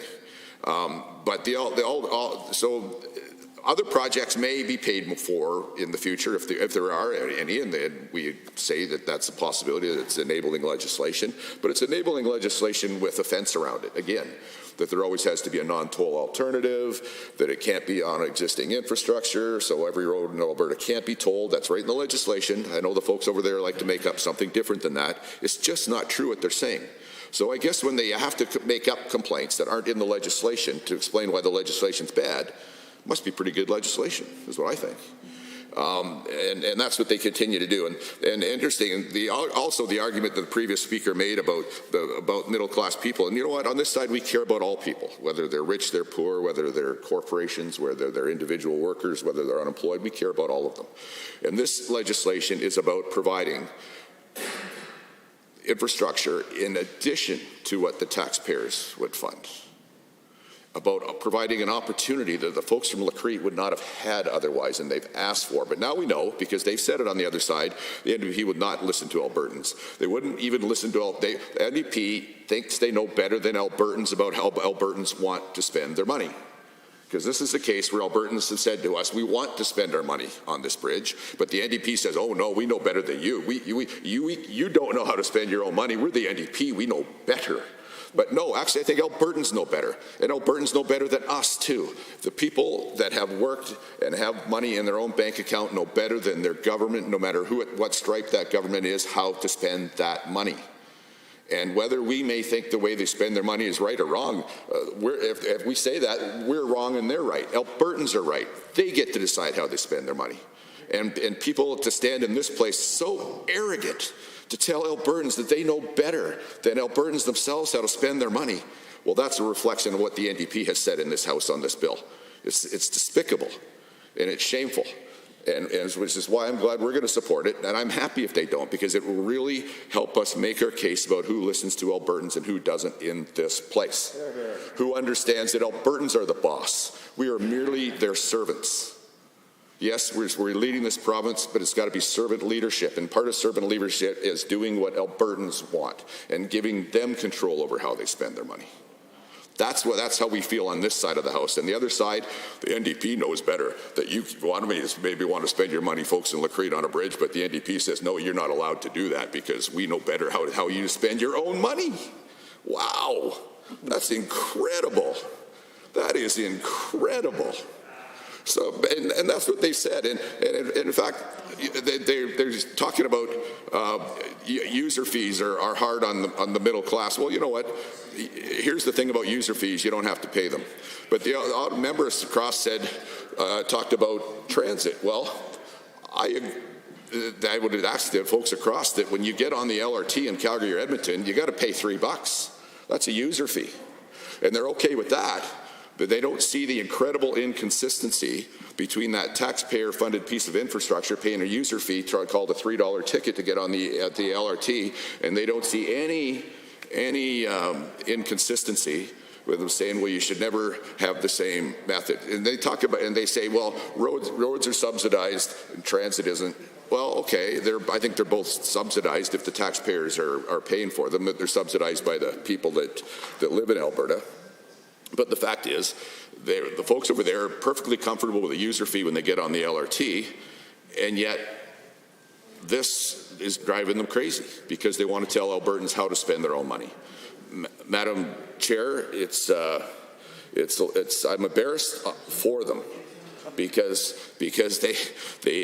I keep inventing things that are not in the legislation to complain about. And again, I will remind you and Madam Chair and the folks here that this is a case where, and when they use the example of the first project, and no, we never said this will be the last project. But the thing is, if there's ever another project, we have in the legislation required ourselves to do public consultation first. So nobody has to worry about it being snuck up on. We'll have to do that. We'll have to put rules and stuff in place before we do a toll project in the future that will tell Albertans where the toll project will be, about what the fees will be, approximately how long the fees will last for. So these are all things so there won't be any surprises. We haven't allowed ourselves to give Albertans surprises. We put fences around the legislation, we think, consistent with what Albertans would want.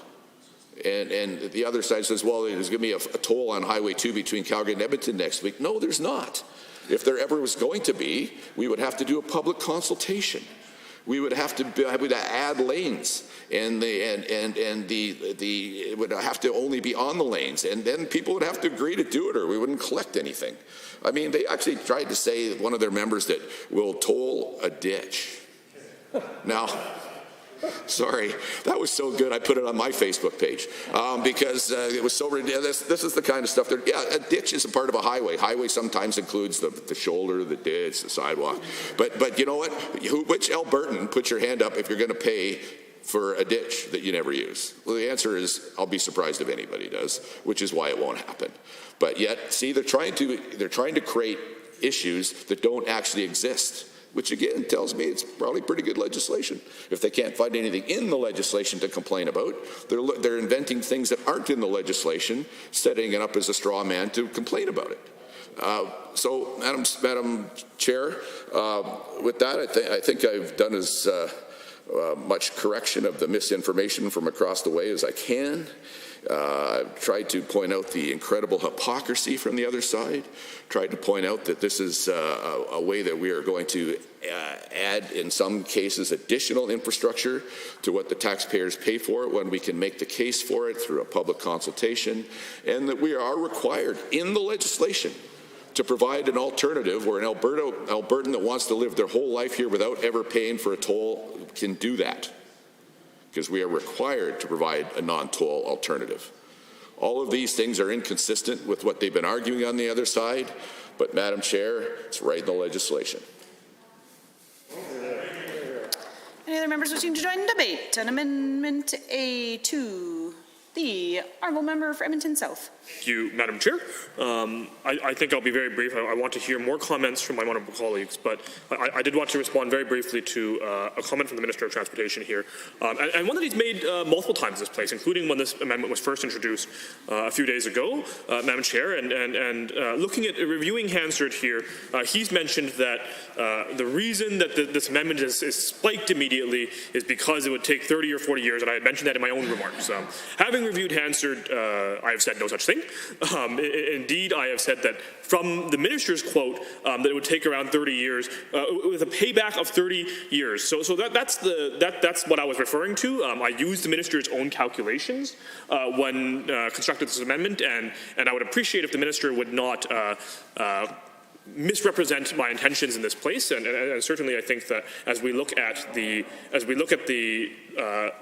amendment, if we look at the minister's opening remarks in second reading of this bill, as we look at the policy itself, based on the usage rates of this road, it makes the most sense that we have sunset clauses put in place, we have reasonable limitations put in place, and as those dates come to an end or come close to an end, at that time, this House would have the opportunity to review whether it needs to be extended. So I think that sunset clauses are very common in Westminster parliamentary systems, in Western liberal democracies, and we should be open to having reasonable checks and balances. And I would appreciate if the minister would reflect the reality of what was said in this place. Thank you. Any other members wishing to speak to Amendment A2? Seeing the Honourable Member for Calgary-Buffalo. Thank you very much, Madam Chair, for the opportunity to speak to the amendment on the floor, which is to extend the to sunset clause Bill 43 at 2050, which 30 years from now is a generation. 25 years is considered a generation in the way people think about the passage of years. And I don't think there's anything inconsistent with regard to the mover of the amendment, Edmonton South, and what he said. And I appreciate the views shared by Edmonton Glenora and my colleague from Calgary Mountain View on this issue already. And you know, I clearly understand that this is enabling legislation. It means much more than La Crete Bridge can go on. But I agree with my colleagues that from time to time and I think I know why this occurs. Members from the other side who have throughout rural Alberta who have needed infrastructure, get approached, and people say, is this going to happen to us? Are we going to have to pay for that needed highway infrastructure or infrastructure generally that's needed in our communities? And I think members from the other side probably say, no, this is about La Crete and that bridge that they've wanted for a long time, and it replaces some other infrastructure ferry that is there. So don't worry, we're going to be on the list to get our needed roadways when we need them, and you won't have to pay for them. But clearly, the Minister of Transportation and the bill itself speaks to how the possibility is there for rural Alberta, particularly to have to pay for needed infrastructure that hasn't moved up very far, up very far on the list of transportation needs because the volume perhaps is not there. But I want to focus on the amendment, and this is the second amendment we've brought forward, and And I'm glad that we're trying to make a bad bill better. And it's unfortunate that members on the other side don't want to make their bill better, because the work that my colleagues have done is important. I've read the bill, and I can tell you that parts 16 and 17 are pretty dry at the back of it, offenses and regulations, so I didn't spend much time there, but I did spend time on the preamble, or with the purpose, I think you would call it here, preamble.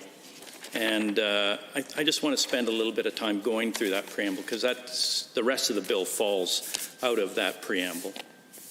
And it's not a typical way, I don't think of, or certainly in the Finance Department, I've seen this is a typical way that bills are set up. But nonetheless, the first part of the preamble talks about demand for highway infrastructure expansion is growing due to population increases and the need to support economic recovery and development. You know, there are some people probably who would debate that first part, that the demand for highway infrastructure expansion is growing due to population increases. And indeed, many people don't want to see highways expand, roads expand in communities.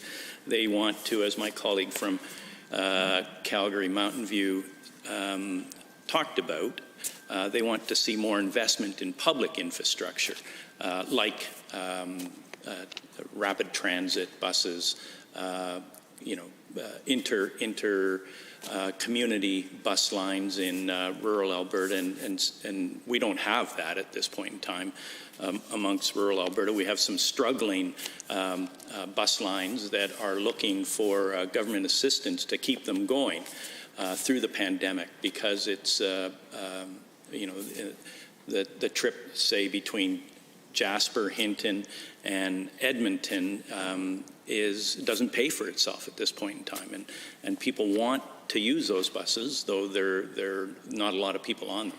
So bus lines throughout the province are looking for government support. Anyway, the expansion of highway infrastructure is debatable by some. I think it's important that we expand highways in the proper places, and obviously this bill purports to do that. I'm not sure it does.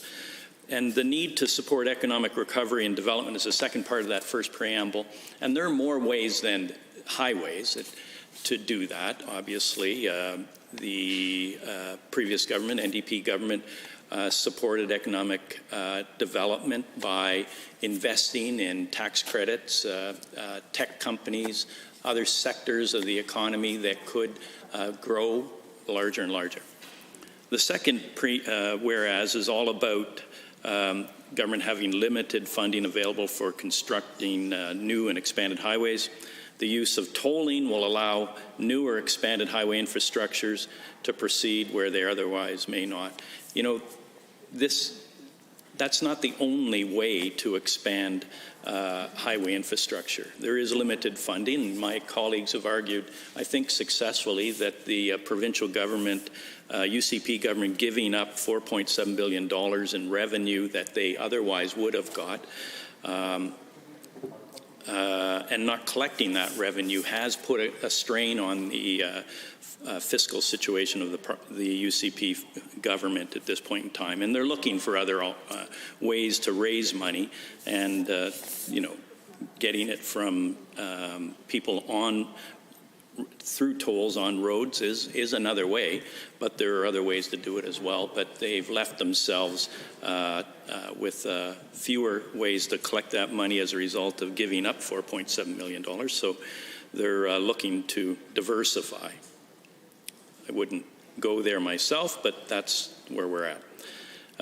Whereas the next whereas is existing highway infrastructure should not be considered for designation as a toll highway unless its expansion and new is planned to occur. That's quickly followed by whereas Albertans should have a non-alternative route to reach their destination, and that's the subject of an amendment we brought forward previously, and it was soundly rejected by the other side.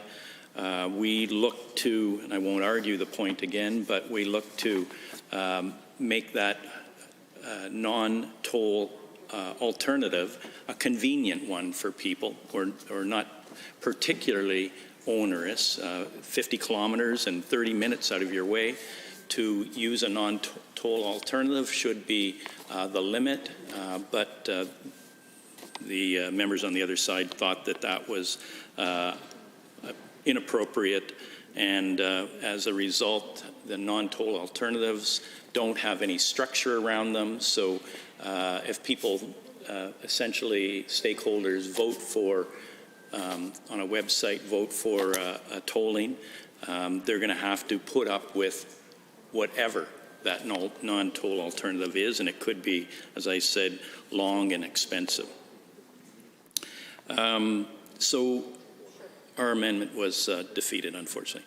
Whereas the next whereas is Albertans should be engaged prior to the designation of the highway as a toll highway. And that's in sections 2, subsection 234 in this bill. And I'll spend a little bit of time on that. If you flip to that, designating a toll highway, there's a process for getting stakeholder engagement. And I just laughed when I saw stakeholder engagement, because repeatedly members from the other side stand up and say, stakeholders, we call them job creators. So maybe we should be coming up with an amendment that says job creator engagement supports proceeding without a non-toll alternative route. The stakeholder engagement that's identified here in 234 of sub 234 of 2 is the engagement is that a website poll, a public website on the Government of Alberta website, will state that the toll highway is being considered and includes a description of the highway, specifying the time period, and people may provide input and the manner that input may be provided. So it doesn't say how much the toll will be, but it does say that there'll be a website. I'm surprised that that's the only way that we're talking about stakeholder engagement. We know that the other side is really quite keen on referendums for things like an equalization, on equalization. And it's a subject of another bill before us, the Local Authorities Election Act Amendment. But that one was all about, that there would be referendums on the third Monday in October in 2021 all across this province, and likely it'll be on equalization. I wonder why we're not talking about referendums here, because that would be a way of gaining the entire community's input with regard to, do you vote in favor of this or against this?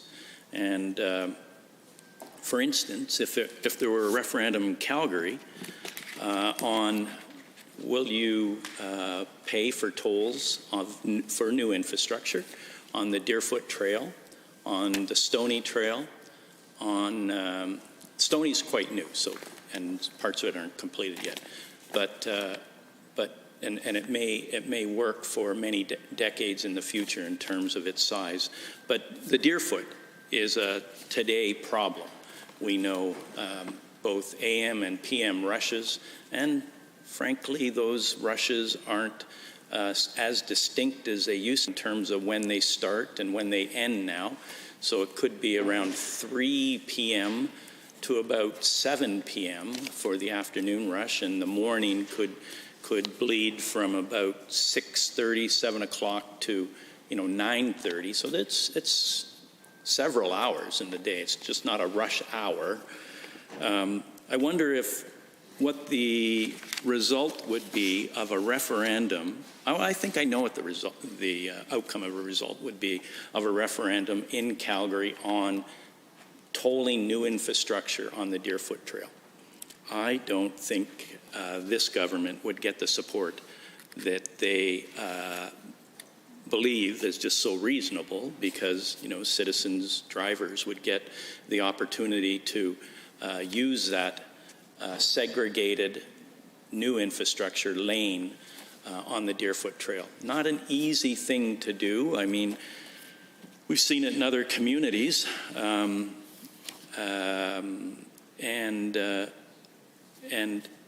I think the way it's identified here, as in terms of a must publish a notice on a public website of the Government of Alberta, stating that a toll highway is being considered and what that description is, and that the minister must accept input for the time period and in a manner specified by the notice published under Section 4. And I just think that that's a really weak kind of you can back your way out of those kinds of results with that kind of format. So that is the subject of that part. Let me see, should be, and then it says, whereas tolling should be suspended when it is in the public interest, including emergencies. That just makes sense. And not the last one that's substantive here in terms of the whereas is revenue collected on the toll highway should only be used to finance toll and related costs, and tolling should stop once capital costs have been recovered. In this case, we're suggesting from Hansard and other places that the government the minister has said it's about 30 years. But you know, that section, now you have to go to Section 4, and it talks about entering agreements. And entering agreements is not with regard to the Government of Alberta. It's with regard to any person authorizing that person to design, build, finance, establish, collect, enforce, perform additional activities in relation to designing, building, et cetera, et cetera. So it's privatizing a portion of highways in Alberta and it's essentially giving responsibility over to somebody else to run that portion of the highway, and its profit motive is not identified there, but no one's going to do it unless there's a profit motive. And so that profit motive gets built into the toll, the amount of payment that people have to hand over when they use a portion of the highway which is tolled. So this is the bill that's before us. It is privatizing parts of Alberta's highway system. It is essentially changing things going forward for Albertans who want to use public highways.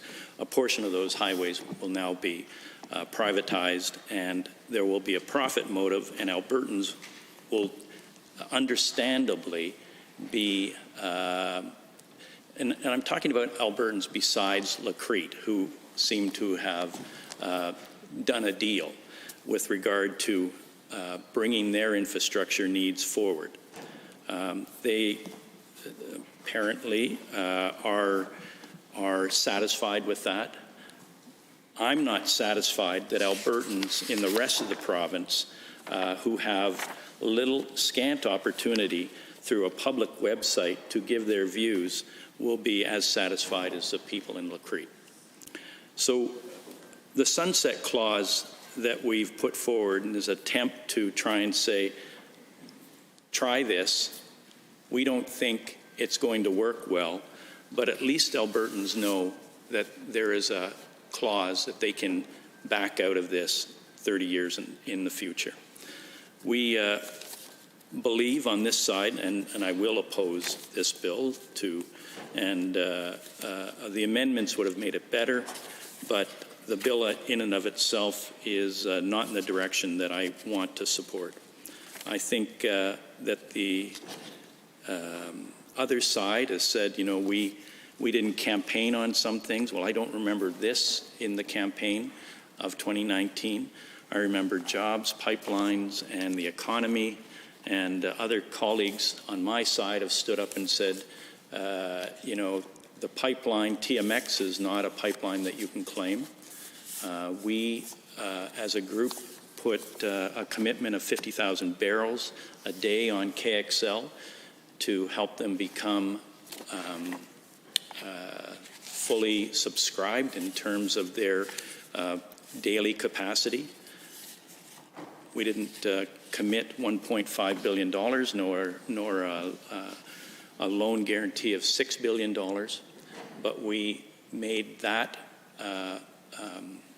project more viable so that it could go out and get the financing as a result of the province of Alberta committing to daily use of that pipeline. Jobs, my colleagues have pointed out repeatedly that more than 250,000 jobs are gone from this province. People are looking for work, and we know that jobs, economy, and pipeline is not happening from the other side. And the economy, well, there are reasons why the economy is lagging significantly, and we are in recession. Not all of those are the fault of the UCP government, but I can tell you that while we stand up and say those things, I don't hear the same from the other side in terms of the economy in 15 and 16 having significant challenges that weren't the fault of the NDP government. I want to remind people that in 17-18, this NDP government and province led the country in economic GDP growth. And that was as a result of, in part, the programs and policies that we brought in that people on the other side believe were so detrimental to this province. Mr. Speaker, the trying to make a bad bill better is what we do on this side.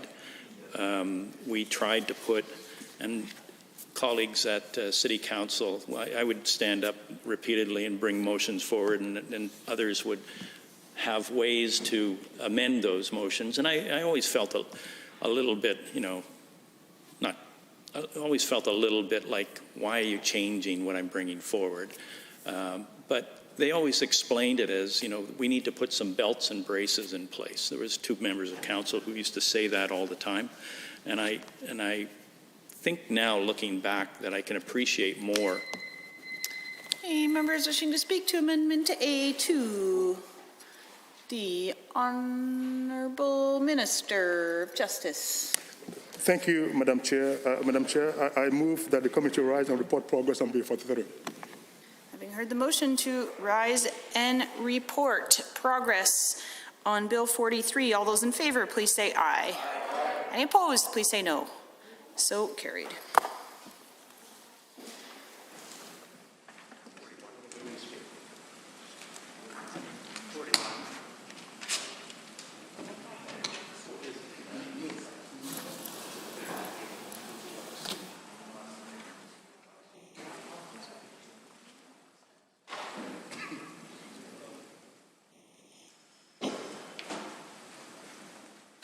The Honourable Member for Calgary-Pagan. Speaker, the Committee of the Whole has had under consideration certain bills. The committee reports progress on the following bill. Bill 43. Madam Speaker, I wish to table copies of all amendments considered by the Committee of the Whole on this date for the official records of the Assembly. Does the Assembly concur in the report? All those in favour, please say aye. Aye. Any opposed, please say no. So carried.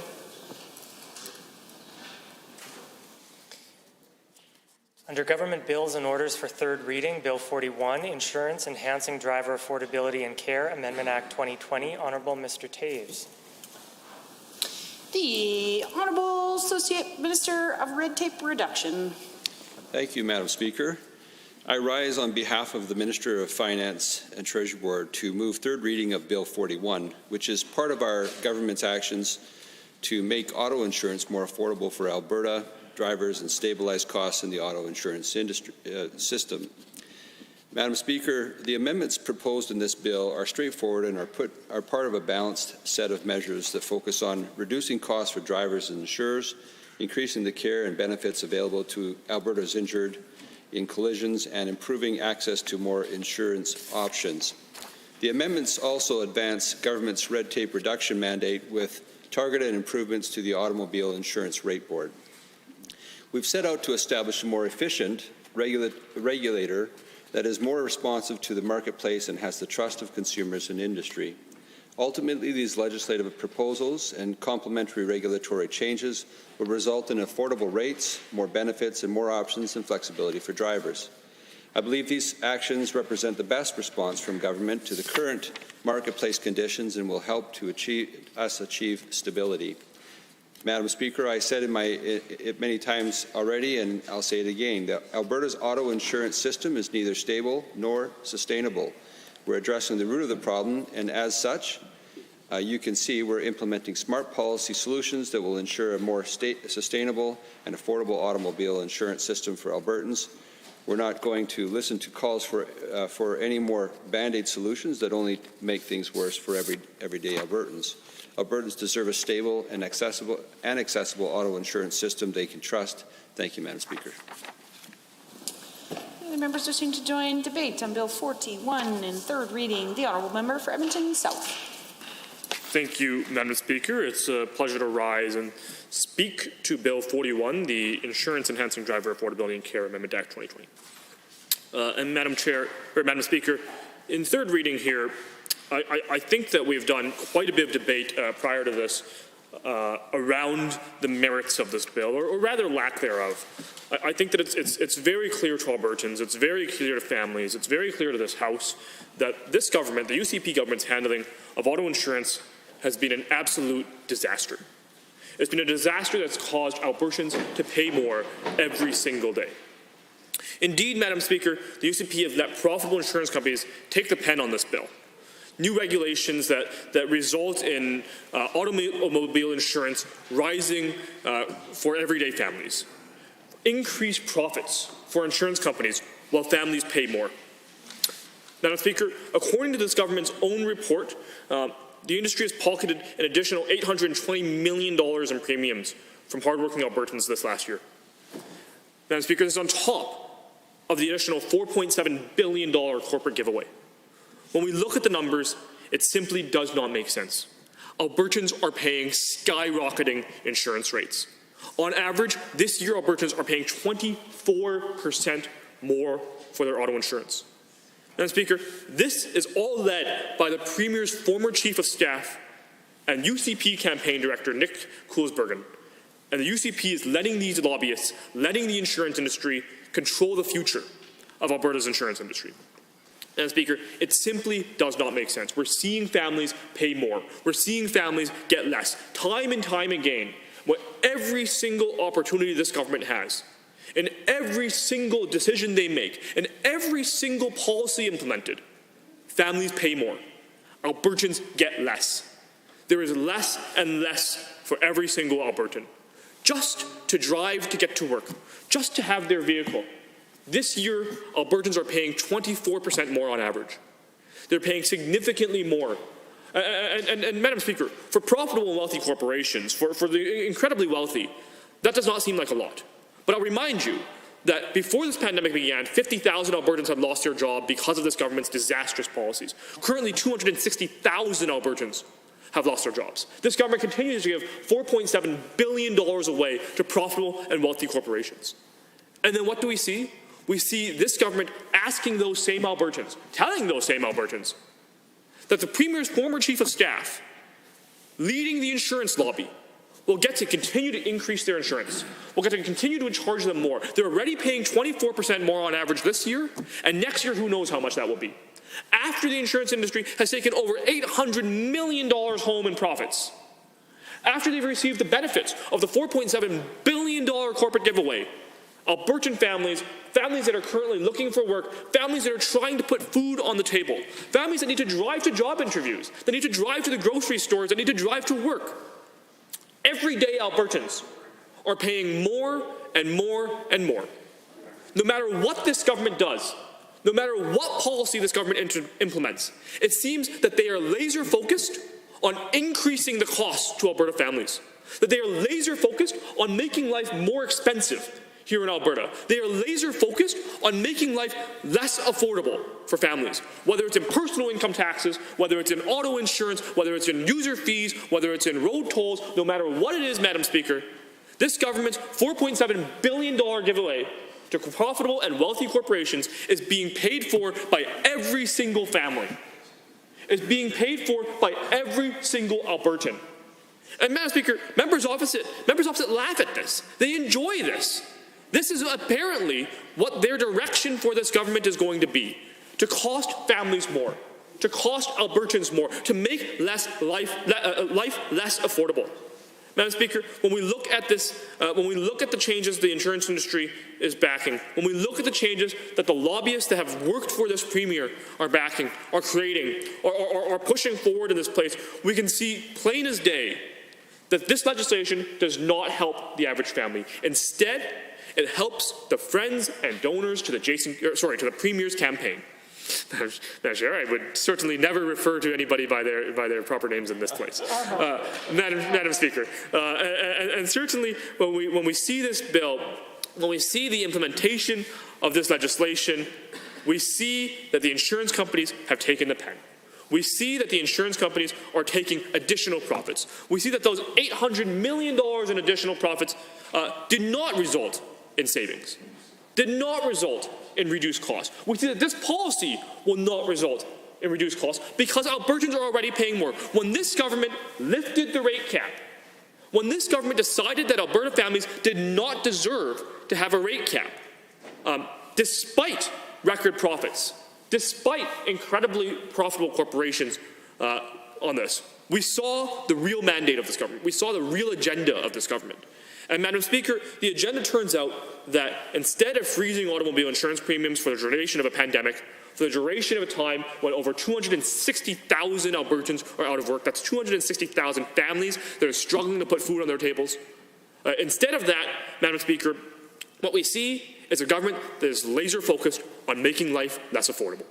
That's laser focused on making life more expensive. Whether you live in Lethbridge, whether you live in Taber, whether you live in Edmonton, whether you live in Calgary, Fort McMurray, Boyle, Barrhead, wherever it is in this province, Madam Speaker, life is getting more expensive. On average, because of car insurance, because of this legislation, because of these policies, 24% more expensive in this case. But we know that's not the only cost this government is adding to families. We know that's not the only thing this government is charging families more for. We know they've sneakily increased, according to the Canadian Taxpayers Federation, they've sneakily increased, deceptively increased personal income taxes.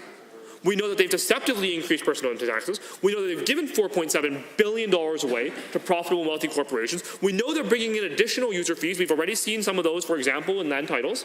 We know that they're making it more expensive through things like toll roads and otherwise, Madam Speaker. So when we look at now the automobile insurance industry and looking at auto insurance, it turns out that families that are trying to drive to job interviews, Albertans who are trying to drive to job interviews, Albertans who are trying to get to work, Albertans who are trying to get to the grocery store, Albertans who are trying to get to school. If you drive a car in this province, you're paying on average 24% more. And that's what's so shocking about this. That's what's so preposterous about the policies of this government. That this government's policies are costing every single family more. It seems that no matter what legislation we see in this place, whether it's a healthcare bill, an education bill, whether it's an automobile insurance bill, whether it's a fiscal statutes bill, Madam Speaker, that every single time this government brings legislation forward, it has the intent and action of raising costs for families. That it has the action of making life harder to live in Alberta. Making it harder to be an Albertan, making it harder to put food on the table. And I remind you, Madam Speaker, that this government's $4.7 billion corporate giveaway resulted in over 50,000 jobs being lost before this pandemic began. Currently, over 260,000 Albertans are out of work.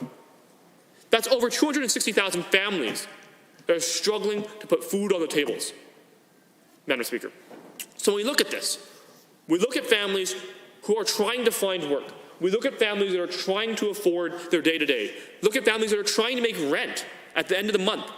And then, this government decided that because the insurance lobby, headed by this Premier's former chief of staff, headed by this Premier's campaign director, The insurance lobby is going to get the pen on this legislation, it's going to get to make the decisions, and it's going to be able to continue to increase the rates on families.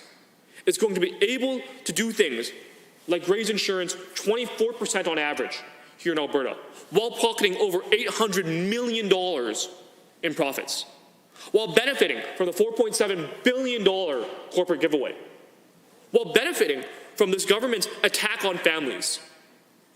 So that's the really disturbing thing, Madam Speaker.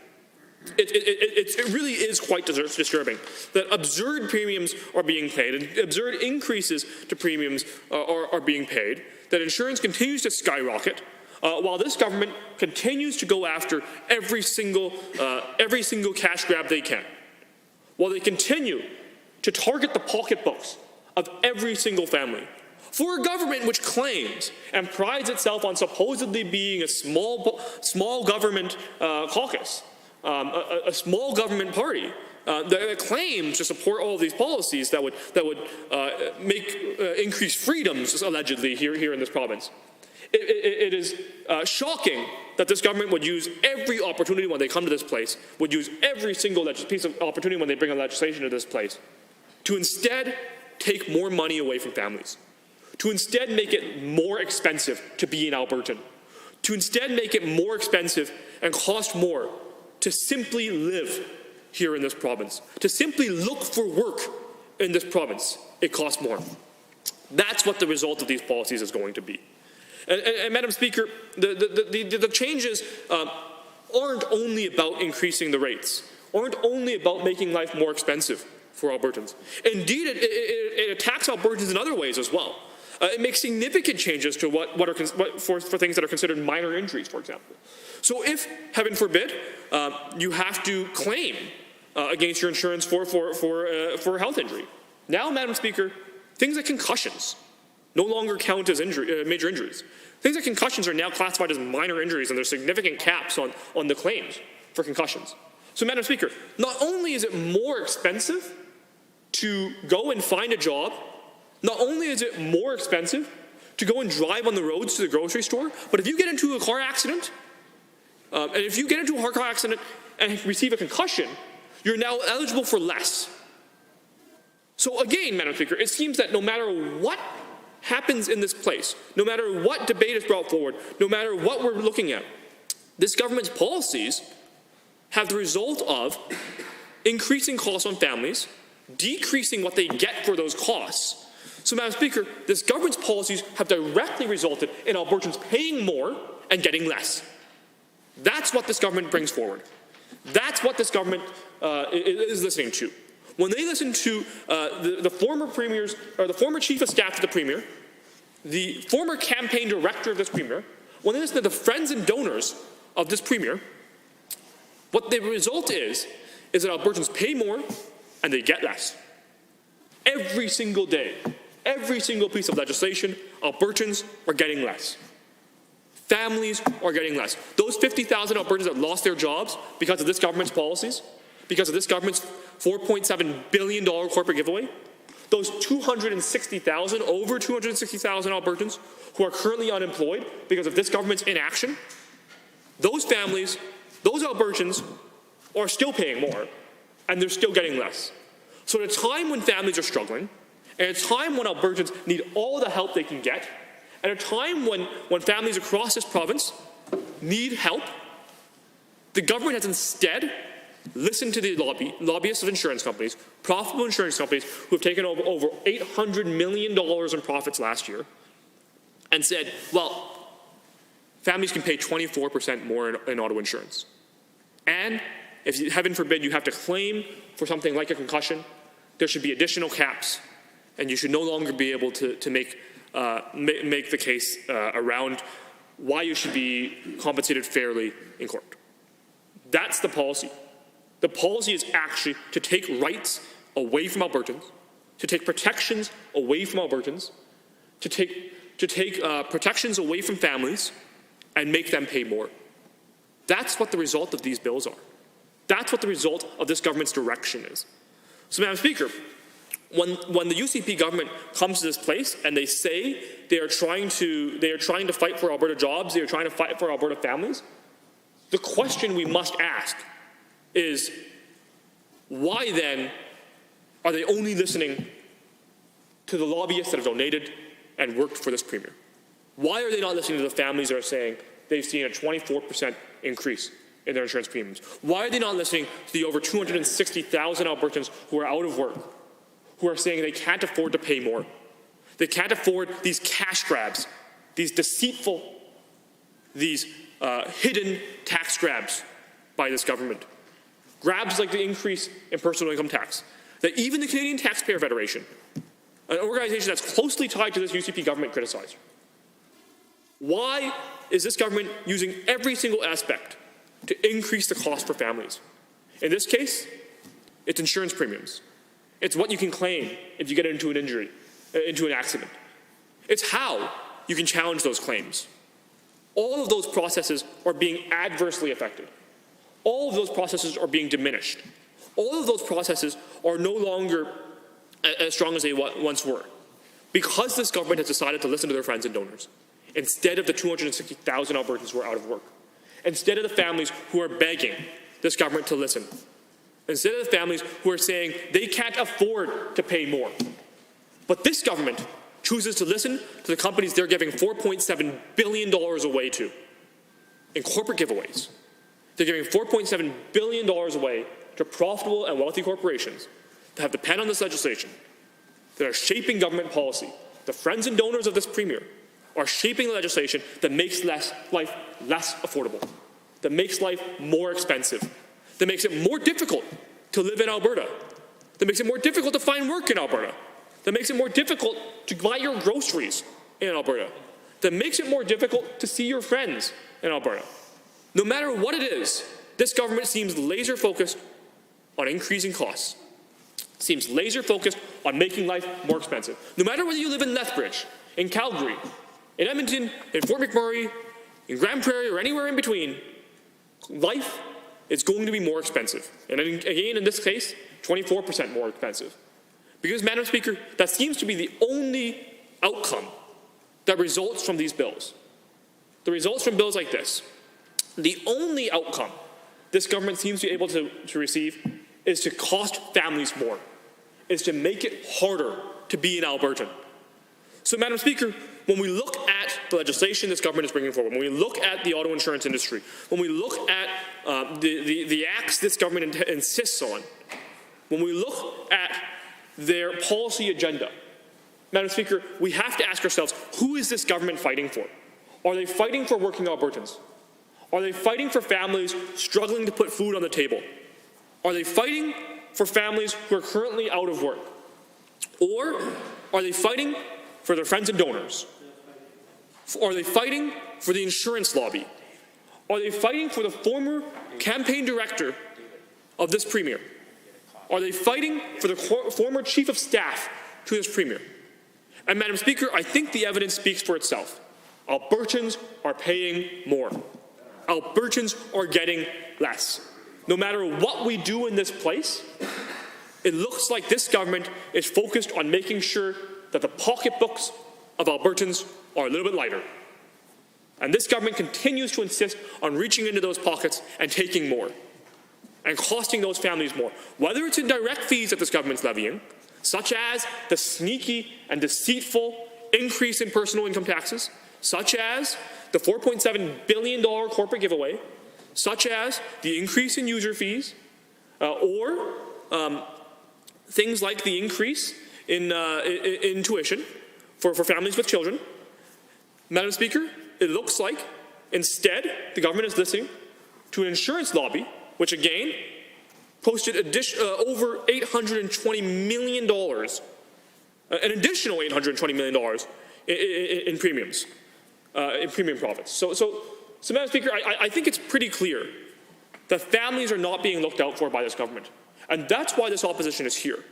This opposition is here to ensure that working Albertans looking for work, families, have someone standing up for them. Have someone that will fight back against this government's attack on their pocketbooks.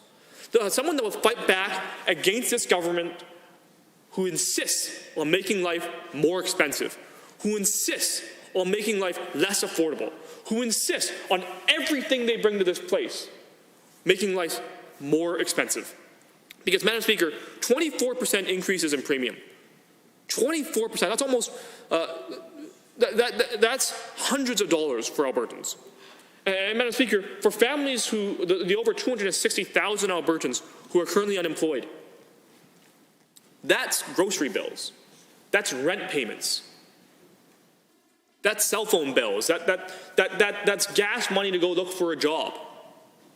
When we're talking about the actual costs, and to government members and the Premier's friends and donors who work for the powerful lobbyists, who are the powerful lobbyists in the insurance industry, who are posting record profits and benefiting from giant corporate giveaways, such as the one that's $4.7 billion by this government, who are benefiting from over $800 million in profits.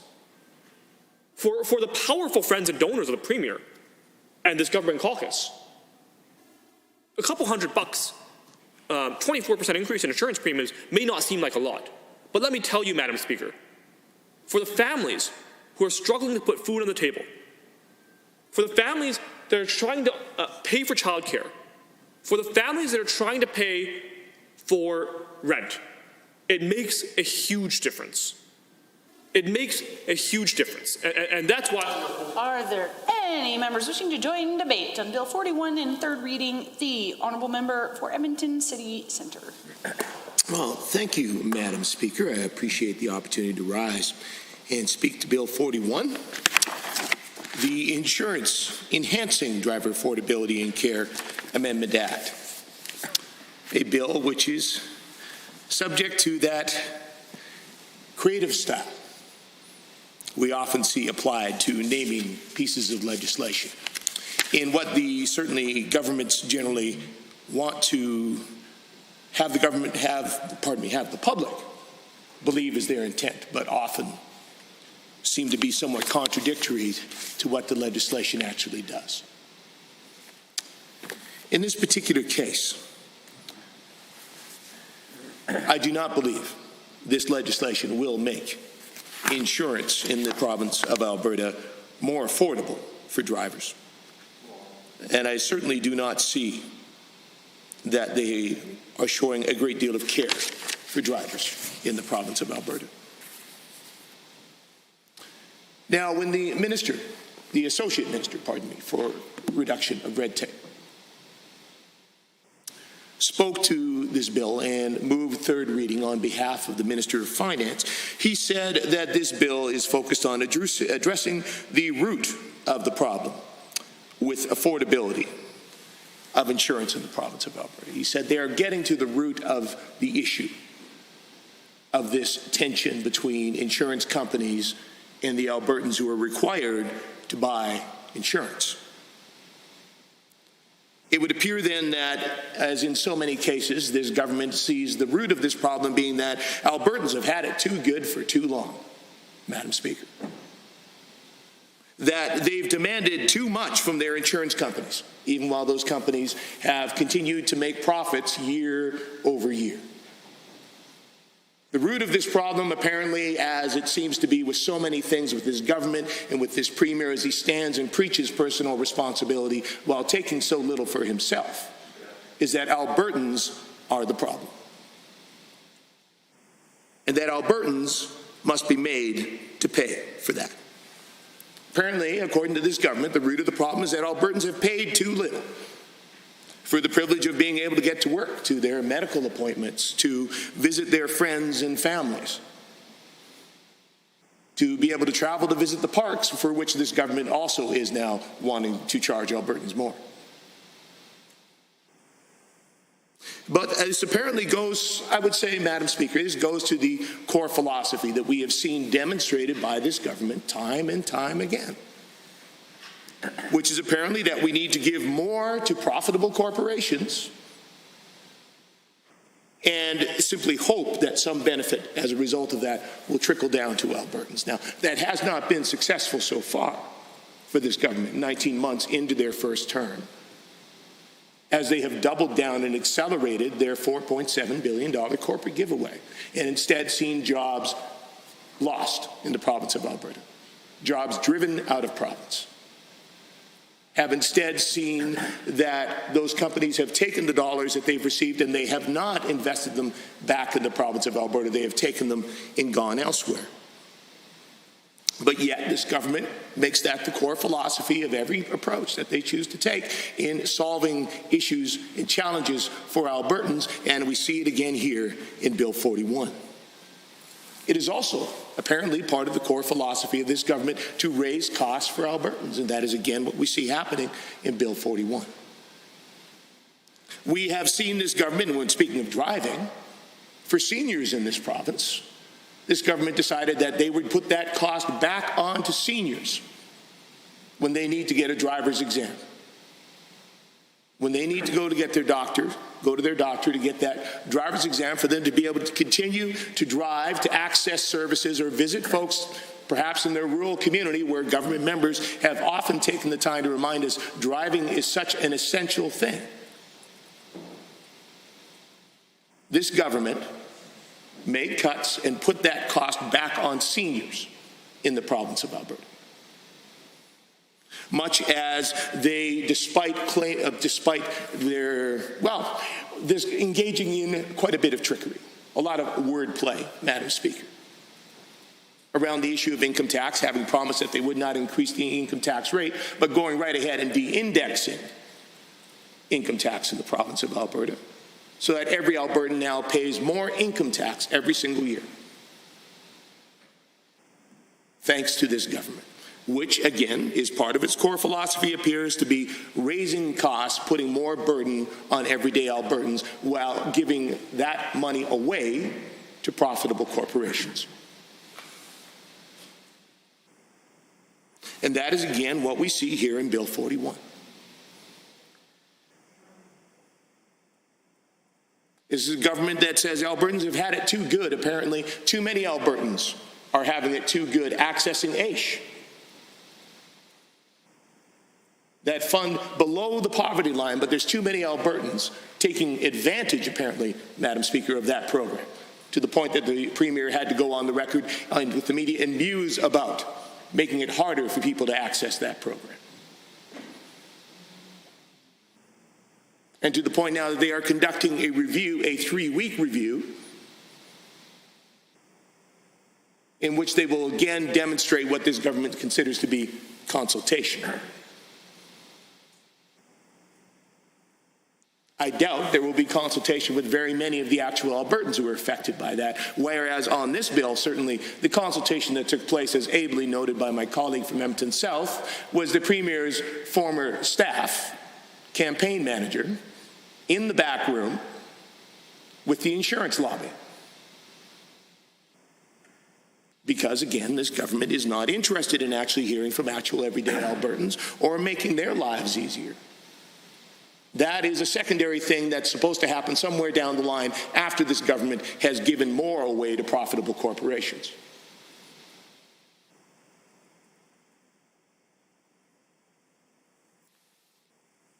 Now, one of the other concerning aspects of this legislation, Madam Speaker, has been raised by privacy advocates who have been very critical of a particular aspect of this legislation, that being the expansion of usage-based insurance.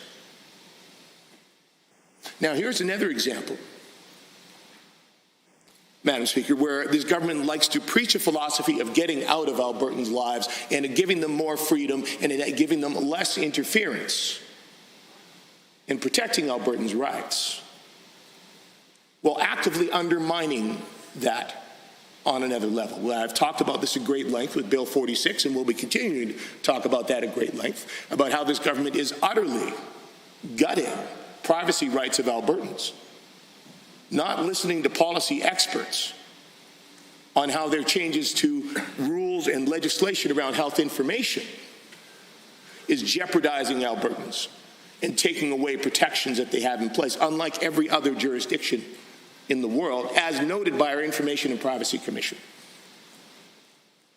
And here with this legislation, we see them doing the same. Bill 41, through the expansion of uses-based insurance, would make it easier for insurance companies to monitor drivers' behavior by collecting detailed data through devices embedded in their vehicles or software installed on their smartphones. So direct monitoring of Albertans through their digital devices.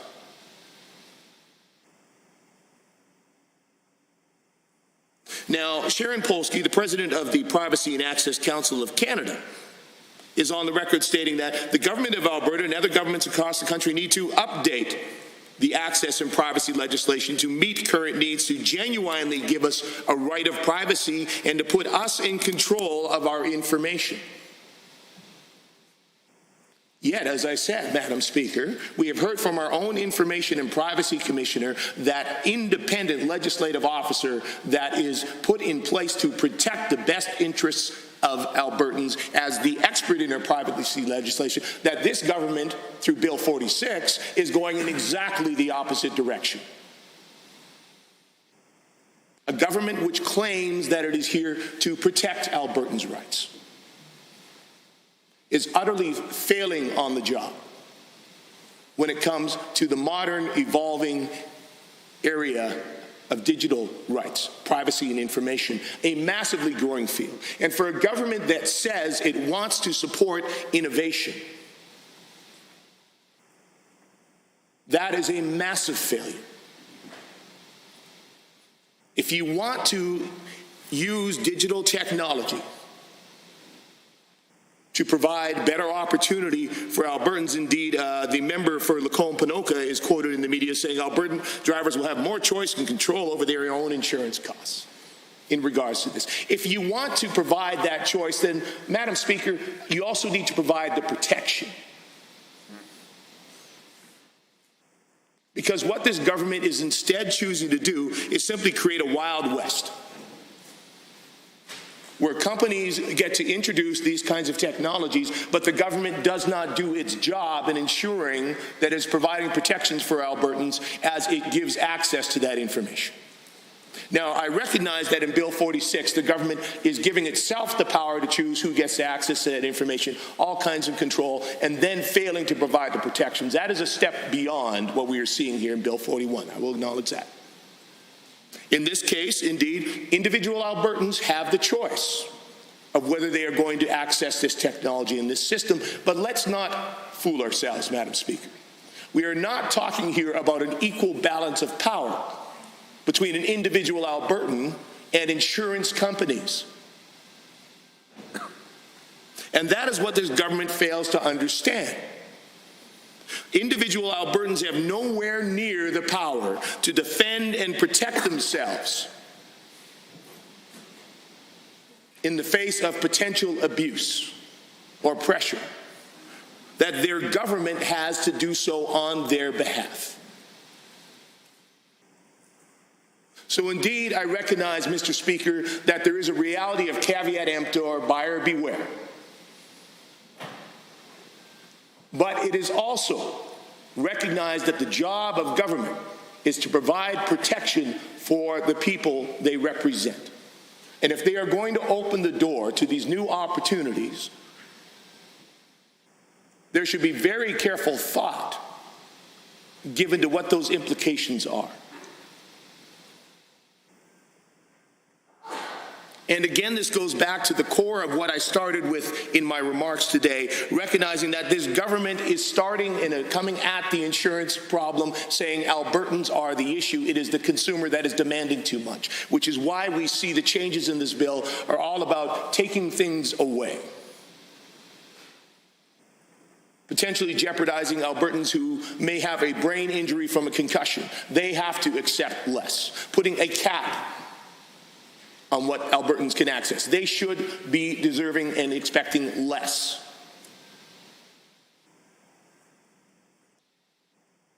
Indeed, Mr. Speaker, I recognize that there does need to be a balance. Insurance is a tricky industry. I recognize that. It involves the moving of a large amount of dollars, and there is risk, and there are a lot of things that are involved in this, but I do not believe this government is striking a balance with this legislation. Not again when, as it has been noted, the folks that they have been listening to are former staff of the Premier in the back rooms of the legislature with the insurance lobby. I have seen no equal effort from this government in terms of consultation with the actual Albertans who would be affected. And indeed, giving this power for insurance companies to begin to use this technology, I'm not saying that this is not a viable option, potentially, Mr. Speaker. But when we have the folks who doing their job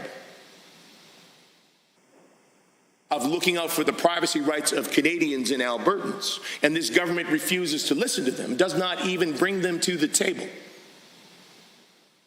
then I cannot trust them that the steps they are taking and what they are enabling in this legislation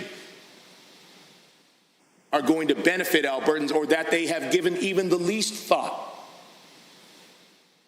to the impact this could have on individual Albertans. Now, if I'm wrong on that count, I would love to hear from the finance minister about the conversations he's had with Ms. Clayton, the commissioner, the Information and Privacy Commissioner for the province of Alberta, about the potential implications of this, and indeed what plans he has for regulation or other things to put in place to ensure Albertans are protected. I would be interested to hear from him what consultations he has had with Albertans, specifically, direct, everyday Albertans, about their concerns and issues with this particular aspect of the legislation. Honourable members, Standing Order 29-2A is available if anyone has a brief question or comment for the member. The Honourable Member for Edmonton Northwest. Thank you, Mr. Speaker, and thanks to the Honourable Member from Edmonton Centre for quite a good summation of the issues that we've all been questioning and weighing in regards to this bill over the last few weeks. And again, when we look at the overall costs for an individual in the province of Alberta, insurance is a significant part of that formula, quite frankly, car insurance specifically. And, I've said it once, I'll say it again, considering that this same chamber that makes provincial law requires by law for people to have insurance in the first place, it's our responsibility to make sure that it is accessible, that it's affordable, and that it covers the health and the safety for both the individual who is purchasing the insurance and for the general public as well. And so, does this bill meet those criteria that we are responsible for? Does it make insurance affordable? No. It increases insurance on average by 24%. Now, if anything goes up by 24%, Mr. Speaker, in someone's budget, then it raises a huge red flag, right? If suddenly the price of food goes up by 24%, it would be front page news, and we would look for ways to mitigate that to make sure that this essential service, which is food, is affordable for people, and that the 24% is not going to literally cut people off from being able to purchase that essential thing. Well, the very same thing is happening with car insurance. Car insurance going up by 24%, it means that there's a cutoff point. There's people out there driving that just simply cannot do that anymore. And you hear about it anecdotally quite often. And the stories are quite compelling. I've had people tell me, well, my insurance went up by 24% and I'm working at home. I'm just not going to drive the car anymore. And, that's a decision not by necessity, but rather it's by it is by necessity, and it is a direct result of this change, of this, removing the cap, and this UCP government not fulfilling their responsibility to ensure that we have affordable insurance here in the province of Alberta. And so, I would ask the honourable member from Edmonton Centre if he's been hearing similar information than what I have had come to my office in Edmonton Northwest, that people simply, with an increase like this, there's simply a percentage of people that just no longer can afford this essential service, which is car insurance for their family automobile. The honourable member for Edmonton City Centre. Thank you, Mr. Speaker. And certainly I have had a number of people reach out through my constituency office to express their deep concern and the impact on their own lives at this government's decision to allow the rate cap to expire, not to provide that continuing protection for Albertans while they were meeting in the back rooms with insurance companies to get the blueprint for how they would move forward on this. They chose to just simply let that ride, and we did see an explosion in insurance rates for folks across the province of Alberta. And I have had many reach out to me to let me know about how that has impacted them. And for many, as my colleague from Edmonton Northwest noted, it is indeed a situation where it becomes a crisis, particularly in the midst of now the continuing economic crises that we are facing as a province from multiple factors, including COVID-19. Now, thankfully, in some respects, so for some folks, they are having to drive less now, but that is not going to always be the reality. And ultimately, it is, as I said, I think, a failure on the behalf of this government to recognize the imbalance that exists between individual Albertans and insurance companies. And that is not to say that I'm suggesting that all insurance companies are nefarious, cackling villains twirling their mustache, but just recognizing that their drive is profit. And as they drive for profit, it impacts Albertans. Are there others? The honourable member for Edmonton Glenora has the call. Thank you, Mr. Speaker, and to my colleagues for their comments as it relates to Bill 41, the Insurance Amendment Act. The creative title was Enhancing Driver Affordability and Care, but it definitely seems to be about driving up corporate profits and picking the pockets of rate holders. When you look at some of the major changes that are being considered in this bill, including removing concussions from being serious injuries. This is something that I found very surprising. And again, I probably shouldn't. I should probably prepare for these types of things, but I think a lot of people who have suffered brain injuries can say that it was a significant injury for them and it changed their life, many folks, in dramatic ways. So that's one. I do want to contextualize this a little bit in reminding folks that it was August, I believe, of 2019 when the current UCP government decided to remove the rate cap on insurance premiums. And they had been capped at 5% increases for a few years under regulatory changes that we'd made when we were in government. And I have to say that people weren't calling my office saying, you should remove the cap, who were rate holders. There were people who definitely called and lobbied to have the cap removed who were working on behalf of the insurance industry because, of course, their job is to work on behalf of their shareholders and to create opportunities for dividends and other rewards to investors. But most people who called my office about insurance said, it went up 5%, that's too much. I haven't had a 5% raise. I know I hear that often from teachers. It's been I think it's been 9 of the last 10 years that teachers have essentially had zeros and not even an inflationary increase. There was one year that was 2-point-something%, but for a long time we've been telling people who are paid through the public sector that they need to find ways to make do with less or the same, even though there are inflationary pressures. And I was part of the government that sat down with teachers and reached agreements at zeros under the leadership of the education minister, the member for Edmonton Northwest now. So, it's not to say that we were driving driving up pay for public sector workers in any way. I think the evidence shows the opposite. And there were some increases to insurance premiums, but we did bring it in a cap because we wanted to make sure that everyday families weren't on the hook for corporate profits. And that definitely isn't the direction that this government has chosen to head in.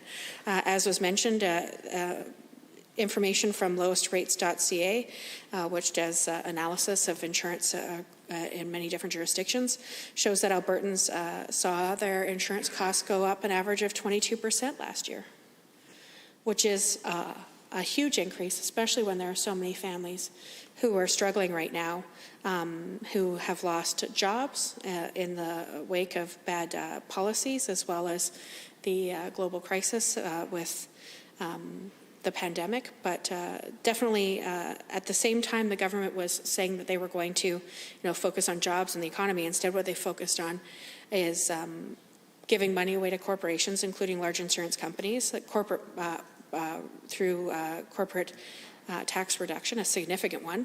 And then now they're also focused on giving more money to corporations by driving up insurance premiums for those everyday families that are paying them. It's interesting that this morning the bill we spoke to before this was about toll roads. So again, transportation related, and the government bringing in toll roads here in the province of Alberta, and now here we're talking about the government driving up insurance costs. And what I find especially rich about that is that so much of the last election campaign was governments talking, now government members, talking about the price on carbon and how that wasn't fair, and that was driving up transportation costs. And for the vast majority of families, there were rebates, and there definitely aren't rebates through these changes that are being made to insurance for ordinary drivers, unless they happen to be shareholders as well and getting a nice dividend check. So a lot of those folks who are counting on us to come into this place and find ways to make their life more affordable and reduce costs, reduce pressures for them, I imagine will be disappointed when they find out the implications of the decisions that this government's chosen to make. So driving rates up was one piece, and then of course driving down the comprehensiveness of a number of different packages. And as I mentioned in a previous stage of debate, when I reflect on some of the speeches that Brian Jean gave in this place, probably one that stuck with me the most, because it seemed like an interesting topic when I was reflecting, is he going to be back in this place? And it indeed ended up being his last day.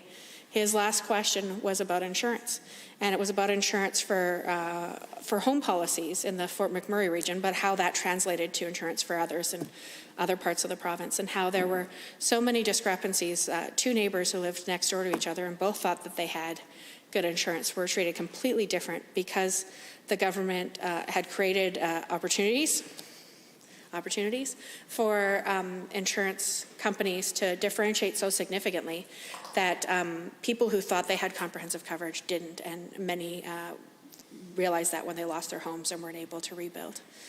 And his call on this assembly, and I imagine especially on his caucus colleagues at that time, was to find ways to make sure that things were fair and more consistent, and that all Albertans would have the benefit of comprehensive coverage.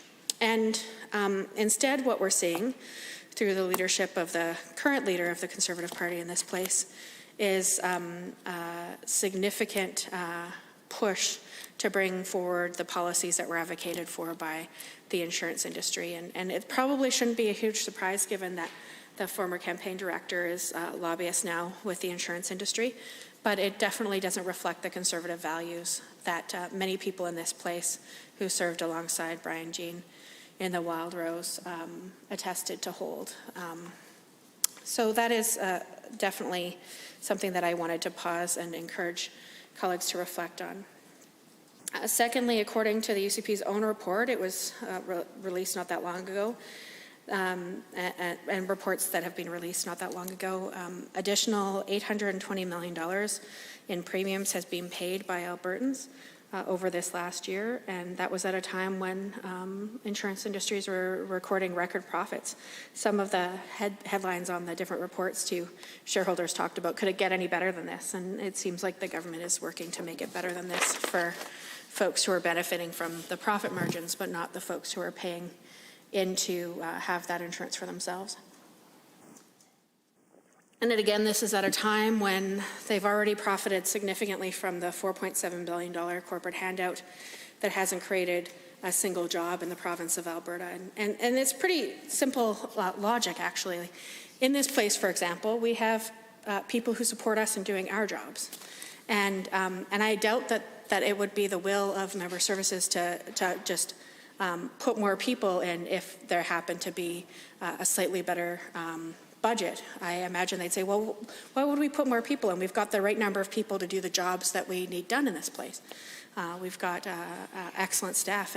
And that's the whole point behind this, is that when the government says that by decreasing the responsibility of corporations and paying into the social fabric of our society, that's magically going to make more jobs, that is not the responsible thing for businesses to do in a healthy corporate business model. You don't do that. You focus on how do you provide the services you need to provide to have the customers you need to purchase your service, whatever that might be, and then the rest is profit, and you bank it so. And maybe you'll choose it to grow the corporation if there's more opportunities to increase profit margins in that direction. But ultimately, your job is to focus on the profit margins, not to focus on jobs for people that you happen to employ or could provide future employment to. So it just makes no sense. And it's been proven over and over again to not actually work. And this government's proven it. They've proven it in the first 18 months when they were in government, even less than that. In the period between when they were elected in May and when the pandemic came the following March, we, even shorter than that actually, it was between Canada Day when they brought in the reduced rate of corporate contributions to the beginning of March when the pandemic hit. There were 50,000 less full-time jobs in the province of Alberta than there were prior to bringing in that policy decision. So that was just in, what was that, like 7-8 months? That the number of jobs went down so significantly. And of course, we all expect and we agree with our community and the folks that we represent in the job losses that have been experienced since the pandemic that have been even greater, I imagine. But this government isn't responding by finding more ways to take less burden off families. They're responding by driving up opportunities for corporate profit. And that's what I find most frustrating about this bill. If this was truly about helping the folks that we were elected to represent, we'd be capping rates and we'd be finding ways to drive down the out-of-pocket cost, and we wouldn't be saying you also have to deal with less comprehensive coverage. We'd be finding ways to ensure that there is consistency and opportunity for the folks who suffered significant injuries to be compensated appropriately. That should be the driving values of what we're making decisions in this place based on. And the industry has been wanting to expand what is a minor injury for quite some time. Definitely we heard about it when we were in government, and I imagine governments before us did too, but saying something is a minor injury when it could have major life consequences, I think is irresponsible, and I think it's dangerous. And I think that the government would have been wise to follow the lead of prior governments in terms of slowing the, it happens, I get it, slowing the impacts of downloading costs onto ratepayers. So why did the minister and premier end the rate cap so abruptly? And it's interesting because I remember very clearly the health minister and the premier were at an announcement in the community about something completely unrelated, and media asked questions about the elimination of the rate cap. And the premier didn't even seem to be aware that this had happened. I think he said something about, well, I think there's a cap and it's about 8%. And he turned to his health minister for confirmation, but it wasn't the health minister's file. And the government had absolutely eliminated the rate cap. And I get why he was surprised, because that is not something that was probably reflected upon very much, because the impact of eliminating a cap to insurance rates or to school school payments in terms of school fees is significant, it is lasting, and it is negatively impacting the very same demographic they went after during the election when they talked about how negative the price on carbon was. And I think when they said they were going to get rid of the price on carbon, people assumed that they would do that and that they weren't going to increase taxes, they weren't going to increase premiums, they aren't going to increase fees, they weren't going to drive up things like their insurance costs. But the government has done all of those things. And we still have a price on carbon because we've had one, and often people talk about this, we've had one for large and heavy emitters for many years. It was brought in under the Ed Stelmach government, and that still exists. And of course, the federal government has has a pen on this matter as well. So, pretty rich that the now UCP government campaigned so hard on making life more affordable when they've done the exact opposite, including in this bill. By taking away the types of comprehensive coverage that used to be available for folks who suffered things like brain injuries. Quite disappointing, of course, Mr. Speaker. And because the interest rate is so low, insurance companies have no interest in settling when it comes to things that are being bargained. And because they're stretching out the period of time and the fact that they don't have to settle within the same period of time, the insurance company benefits in a couple of ways. They can pocket that cash that otherwise they would have to pay out, and having such low interest rates, they have no incentive to settle now when it comes to some of those bills. So there are many members. I hesitate to interrupt, but pursuant to Standing Order 4.2.1, the House stands adjourned until 1:30 p.m.